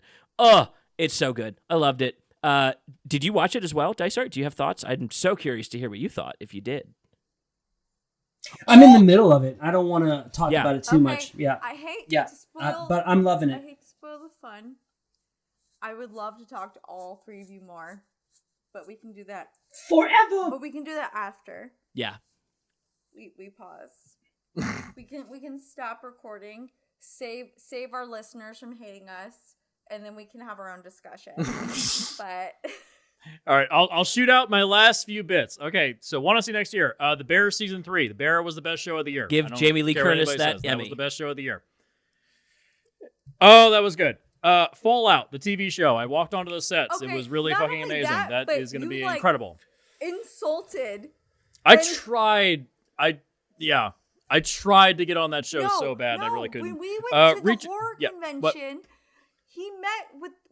both of us met with the cast of Kyle MacLachlan. Yeah, No, what I'm he's saying is we the met overseer with of the all. entire cast of Twin Peaks, and he went to cut. So Yep. what was the actor's name who told you to insult him? Kyle MacLachlan. Kyle MacLachlan. To insult him? That's the actor. I didn't Who is insult Paul him. Atreides? No, I'm saying the one. The real Paul Atreides. The deputy told you to insult him. Oh, Andy! Yes, Andy! He was like, he stole Yeah, all my Andy. lines, and he always fucked up the script, so insult him for me. Yeah. That's funny. Yeah, Deputy Andy is saying that about like Kyle MacLachlan. He stole all my lines, and he became the star of the show when I That's should have been the funny. star of the show. Yeah. And that was great. Yeah, that was funny. So like But yeah. we've been looking forward to that forever because we went to that convention last year and met the entire cast, and it was phenomenal. Hell yeah. Oh, so much fun. Yeah, I'm looking forward to Fallout. Reacher Season 2 just dropped yesterday. I haven't watched it yet. It debuted with 100% on Rotten Tomatoes, so I'm in. Yeah. Just when he one-armed that cinder block and chucked it at a dude's head, I was Yeah. like, yeah, I'm in. I'm in. I got it. And Dune Prophecy, the prequel TV show based on the prequel novels of Dune. I mean, Yeah. I'm in because it's Dune. Sure, why not? Shock. And Who's doing last that? one. Like what Max. network is doing that? Max is making it. It was originally called Sisterhood of Dune, And but now it's just Dune Prophecy. This is the It's thing just- Villeneuve it's- was working on along with this, right? Like this is his. Yeah, Interesting. Yeah, he dropped out because he was Yeah. too busy working on part 2. But so like he it was couldn't his commit to kind it. of So, like yeah, but, idea cast is inception strong. that they're running with. Yeah. Yeah, it's based on the prequel novels that Interesting. Brian Herbert wrote. Yeah, it's based on those, which nobody likes. I think they're fine. I don't think they're great, but I think they're fine. And last one, Shogun, the new adaptation of Shogun. I am Jason- curious about it. Yeah. Yeah, based on the James Hesitantly Clavell novel. That they curious. filmed that like Whoa. 4 years ago, and it's been sitting. Well, it's huge. The book is like longer than the Bible. It's huge. It's enormous. So yeah, they Yeah. I remember being a kid when the original Shogun was on TV, the miniseries, and like it's on you know, YouTube loving now. it. It's I have no yeah. idea if it's any good now, but I know I loved it when I was a kid, so I'm pretty interested in this. Yeah. seeing Yeah. what they do with it. Yep. And special commendations, Last of Us. I loved it. Hope loved it. Seth loved it. Josh, you didn't care for it. No, it just couldn't top Nick Offerman, is what he said. To be clear, Story- he just said it couldn't top Nick Offerman. Yeah, it couldn't. Thank you, Seth. Thank you. We all cried that like a was bitch a great in episode. three. Are We we not? all cried like a bitch. Yeah, we all cried like It a was bitch. like, in episode 3. imagine if the whole show. Jesse, had that I'm sort of surprised. Yeah. Can I just say a shocker that no one's mentioned Mike Flanagan's stuff coming up? Let's look at my next thing is Fall of the House of Usher. Last thing for Netflix. Fall of the House of Usher, fantastic way to go out for Netflix. He's working on Dark Tower now, so for whenever he gets that going. Yeah, so we'll see what happens with the Dark Tower TV show. We'll see what happens. Apparently the first season is written.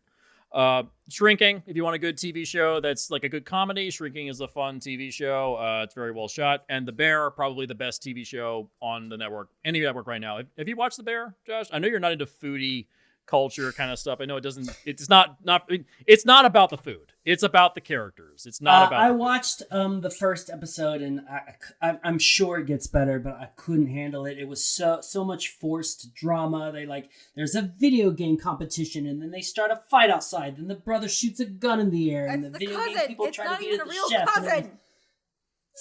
I don't even know, but I just know that it just felt so affected and fake and unreal, and I'm sure it gets better. Lots of people loved it. My wife watched It's it. to draw. Yeah. It's to draw your average Yeah. normal Yes, consumer in, but it does Yeah. once you're Yes. in, you're in. it did the opposite for me, but yeah. Wa- it watch pushed me away. Watch episode 6 of the first season, the 30-minute one take.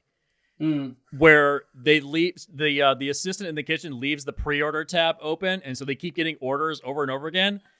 I've never seen people descend into chaos so quickly. Like somebody accidentally gets stabbed in the kitchen because they round a corner without calling corner. Like 2 people walk out and quit.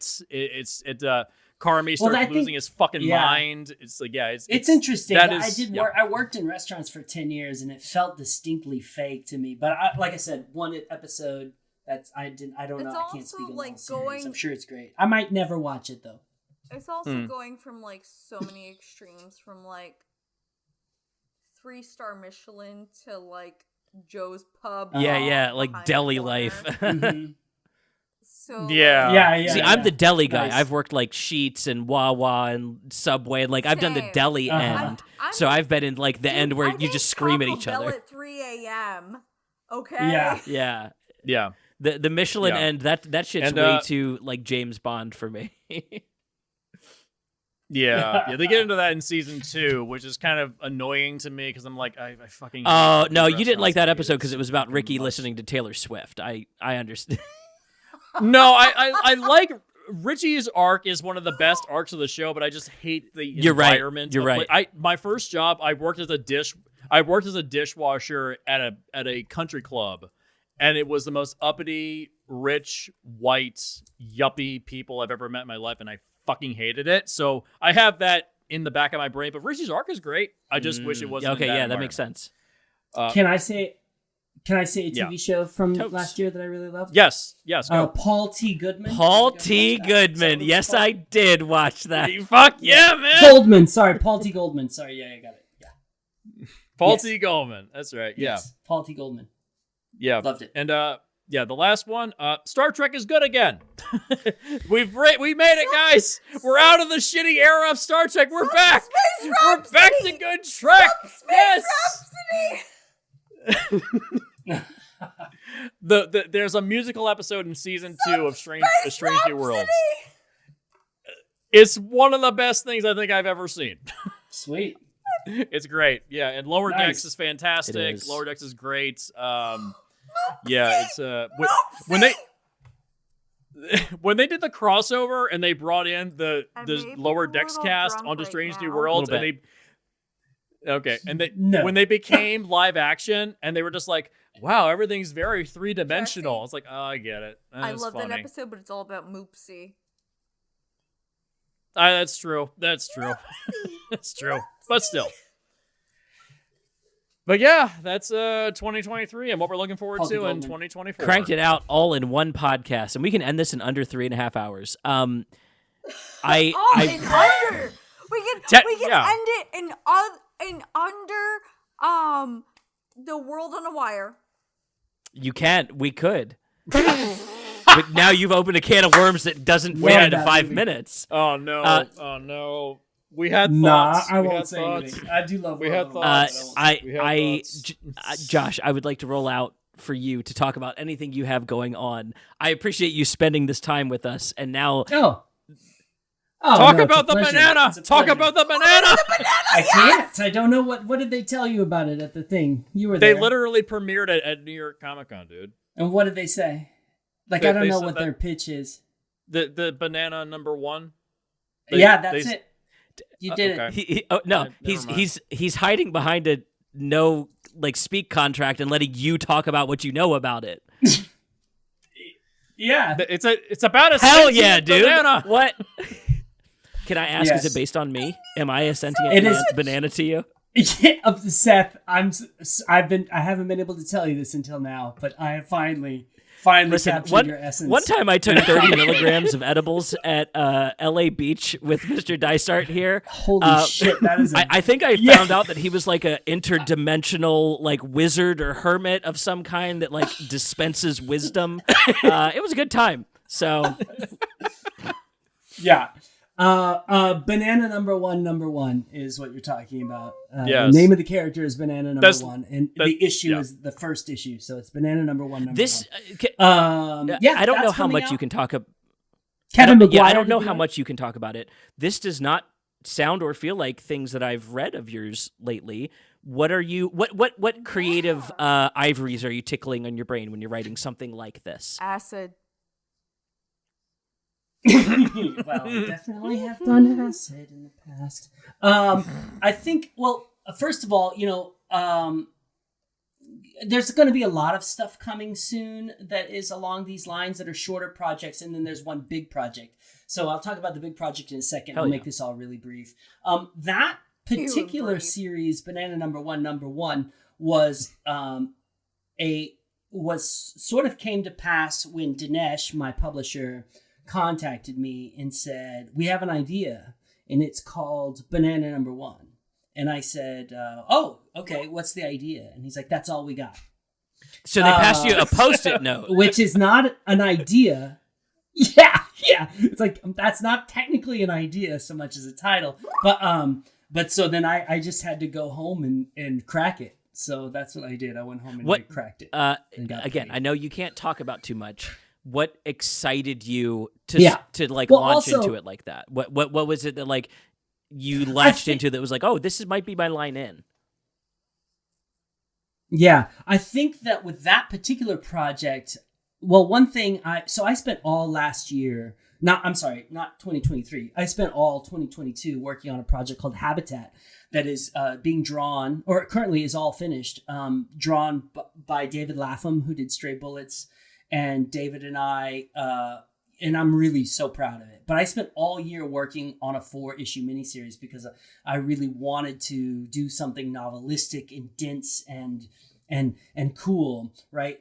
But what that meant was that I didn't make hardly any money last year. So this year I told my publisher, these are the pragmatics of how one gets into this. Oh, awesome! Did you? There you go. Or does it suck? She's holding up Odin's Eye for those who are listening. For everybody watching on YouTube, Hope is now holding up a copy of Odin's Eye. Yes. Sweet. Thank you so much. I hope it doesn't suck. I don't know. It might. But I made a dig at plotless things earlier. Not a dig. I made a reference to it, and so I appreciate it for plotlessness. Odin's Eye is particularly sort of. I respect that as someone who's trying to break into filmmaking. It's something that I hope to dabble in a way that I get to have fun with it, like you did.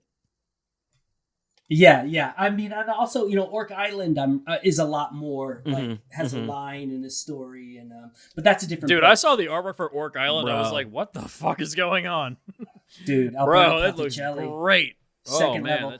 So this year I went to my publisher and I was like, you know what, man, I really have to make more money. I have to participate more economically in my marriage. I have to,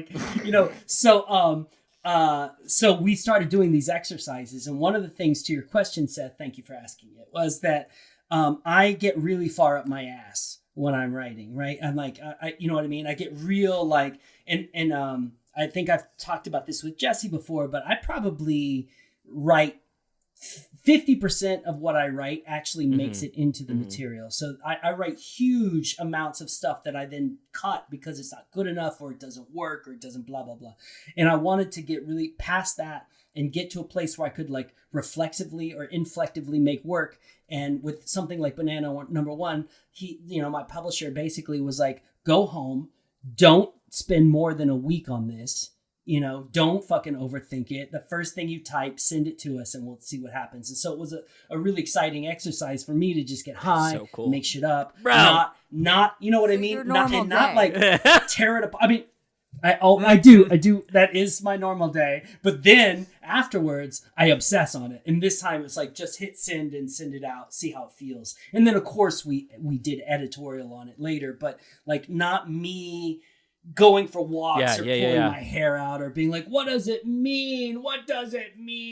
And so that's what Banana Number One was for me. But also amazing art by Kevin McGuire, I should add.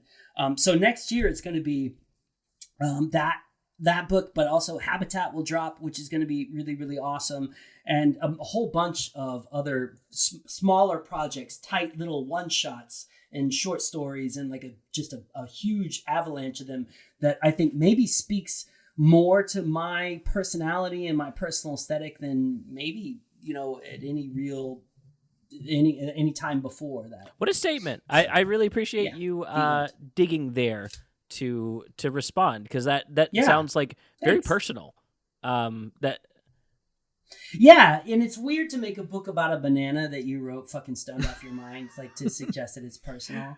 And I love the fact that his face looks like Tom Selleck from Magnum PI. It's just that makes me so happy. Oh, that's banana. Oh, Jesse, get your lore right, buddy. Why am I thinking of the 90s bananas in pajamas? You weren't.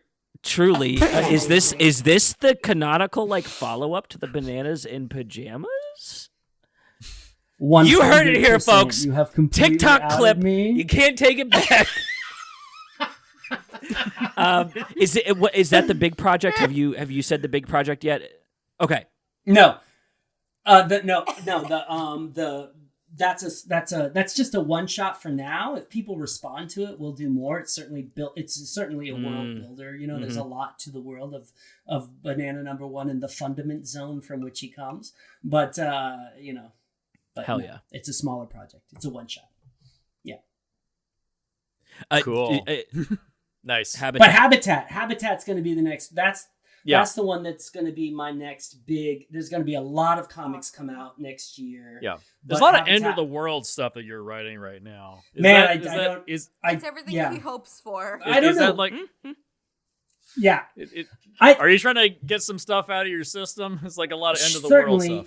Certainly, yeah. I think that one of my problems or one of my weaknesses as a writer is I will write. Like everything will be the same fucking thing in different modalities until one of those things gets published, and then it'll be out of my system. But by that point, I've got like 6 works in the hopper that are like all the same fucking thing, you know. And it's I don't know. It's some weird. I need to be. I guess I should be more conscious about what I'm writing, but so I went through a phase where I have like 37 different concepts about how the world ends, you know what I mean? And so that's where I'm.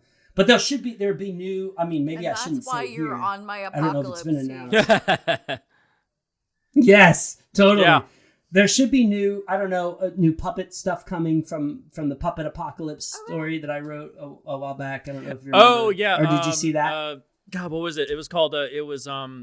What was the name of it? God damn it. The first 7 days. The first 7 days, the last 7 days. That's right. The last 7. Oh, so they did announce the last 7 days. They did announce that too at New York Comic Con. Yeah. And we're doing that, and then I'm also the Muppets have taken over. Yeah, sort of. Yeah. And yeah, kind of. Bro, listen, it? Sometimes it's weird to me to feel like I have a friendship with Dysart and also am a fan of the things that you do. And so I have to walk this line between like, I could literally shit myself thinking about these ideas and how fun they are, but I don't want to like spend another 3.5 hours on the podcast because again, Hope will whip me to death if that happens. Yeah. And rightfully so. Oh, I like that ASMR. You've been doing that too. All right, let's land this ship. Are you allowed to mention the big thing? Is that a space you want here, or do you want to?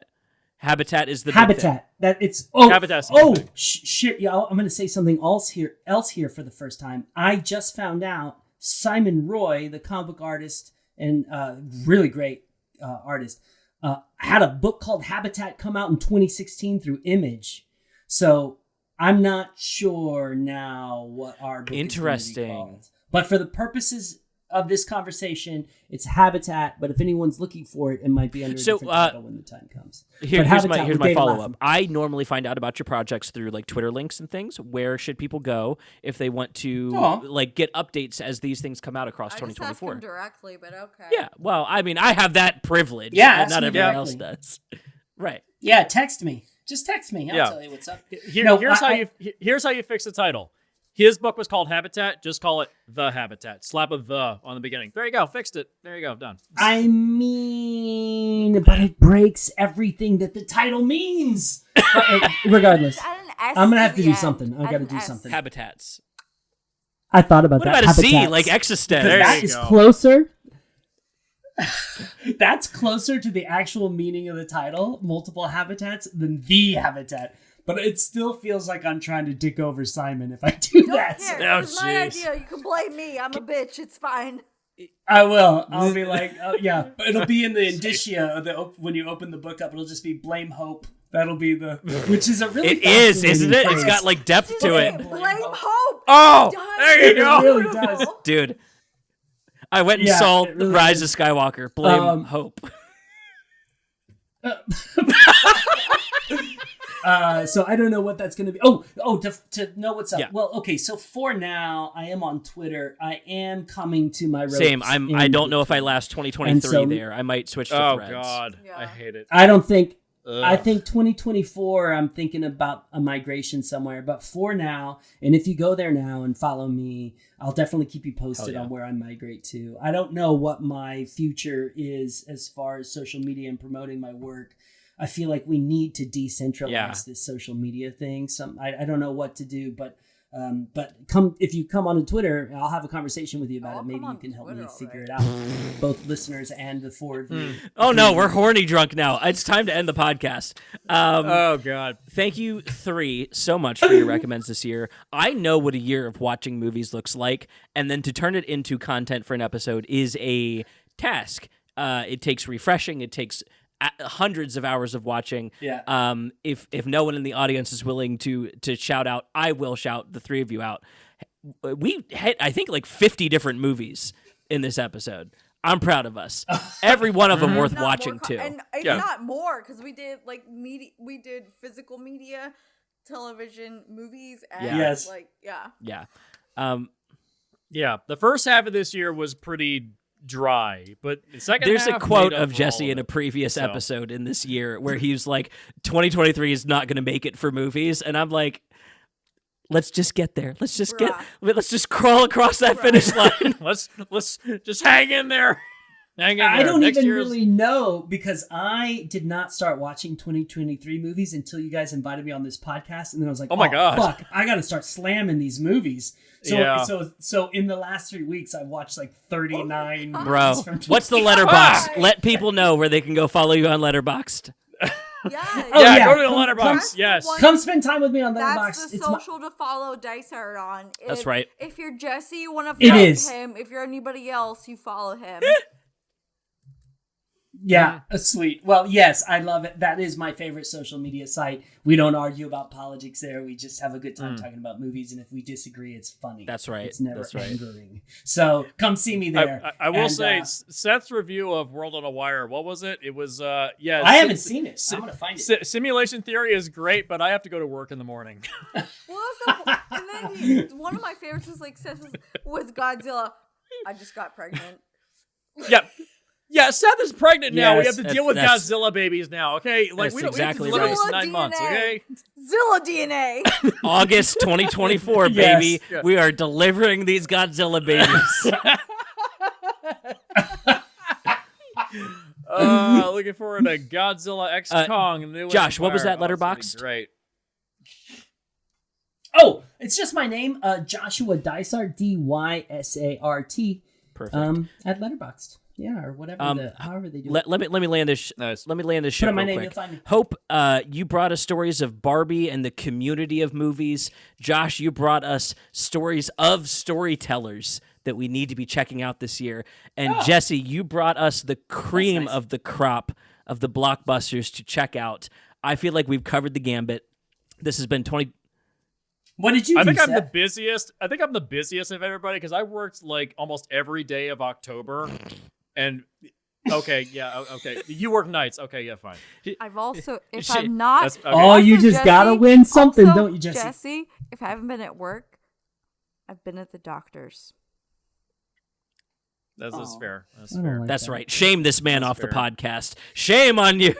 Shame. For Yeah, everybody- that's right. Pay for my Give- surgery. give You money get to the Hope. finger. Help pay for my surgery. Give money to Hope. Uh, She needs money. Seth, what did you I bring brought to the the, spirit of adventure, man. I was just happy to be here as brought I the am vibe. as I am every. Yeah, I brought the vibes. That's brought right. the I vibe. You brought did bring the vibes. vibe. You Um, did bring the vibes. That's gonna do it for That's this right. one. If I don't start saying the exit words, we might not end this spell. So that's gonna do it. That's gonna do it for this We gotta episode. Two leave. whatever's way up. That's been our year in 2023. Thank you guys for being here. Good night. Thanks for having me. Love you guys. Hey! Peace.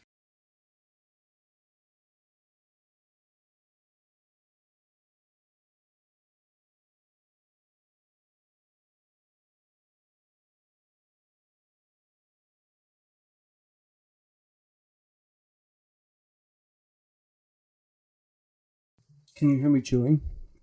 God, yeah, there you go. I'm kind of surprised that you didn't pick Yorgos Lanthimos' new movie, Poor Things, on your list this year. You know what? I just literally saw it yesterday. Mhm. And I did enjoy it, but it didn't make the top 5, yeah. Yeah, okay. If I look at the 39 2023 movies I watched, I have them ranked. It made number 8. What was this? Wow. Poor Poor Things. Things. Ooh, Yorgos Lanthimos. Mr. Lanthimos. Whenever I look at him and the way he does his films, I always think this is like an alien trying to interpret how human society works. Mm-hmm. You know, that's kind of how it feels. I feel like he might be on the spectrum. Right, yeah, I was going to say the man was about a decade outside of getting a diagnosis that would have changed his life. Yeah, there's definitely, there's something going on. I don't know if he's ever been properly diagnosed, but there's definitely something. So and it's honestly of the Lanthimos films I've seen, it's probably my least favorite, which still places it quite high. Which even my least favorite Lanthimos is still pretty awesome. Yeah. For the longest time, you were like Killing of the Sacred Deer was the worst. I mean, would you say this is worse than that?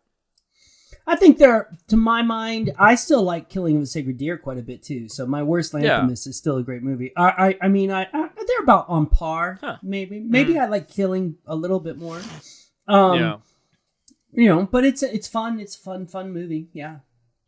Yeah. So the one that I always struggle with is The Lobster. That's the one I always struggle with. I love it. I love elements of it. No, I love it, but I really think it should have been like how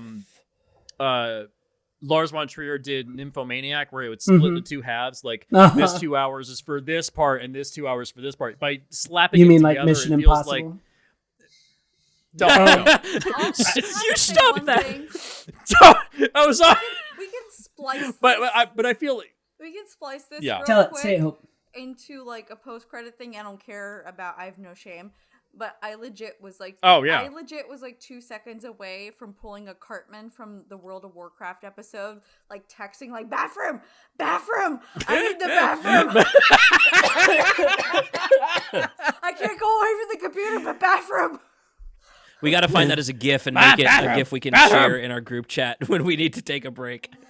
Bathroom. Oh, yeah. Also, since this is the post-credit thing, I also want to point out that I think when Kathleen Kennedy got the word that she was being kind of like pushed aside so Dave Filoni could take over the Star Wars universe, that was about 10 days after the Panderverse episode of South Park. Jesse, don't you turn into a conspiracy theorist on me. I'm not saying a thing. I'm just that saying episode was making fun of people who concerning. think things like that. That's the Look, I don't want to be the guy that says, "Oh, well, the woman did it." No, I don't. I'm not saying that. I'm just saying you approved $300 million for Indiana Jones 5, and it didn't even come close to making that back. There's a reason why certain people get pushed aside. I would have totally approved Indiana Jones 5. I would have absolutely fucked that up too. Because I mean, it's kind of almost a no-brainer. You're like, this makes money. People love it. The last one, Crystal Skull, made money, even though people bitched about it. We'll do it better. We'll get a different director. We'll try to keep George Lucas from fucking, messing with it too much. But the problem is but we already have modern day versions of Indiana Jones. We have Nathan Drake with the Uncharted franchise, and we have Lara Croft Tomb Raider. Like, we have modern day versions, and there's a Tomb Raider TV show in development right now. Which, by the way, what's the woman's name in the film Indiana Jones? What's her woman's name? Phoebe Waller-Bridge. Waller-Bridge is her name. She's Lara Croft. She is playing Lara Croft in the Amazon TV show.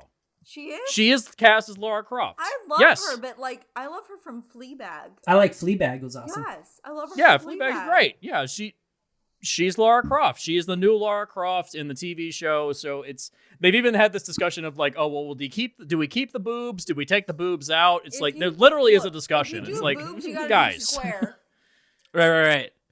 Okay. Make it look like the Cybertruck. Yeah, make it look like with the hard edges. That's funny. Yeah, God. There was one GIF I shared. It was like it was the Cybertruck, but it was the old Tomb Raider 1 Lara Croft in the back end of it with the triangle boobs. It was just like beautiful. That's all it was. It was a low polygon centaur. I love it. God.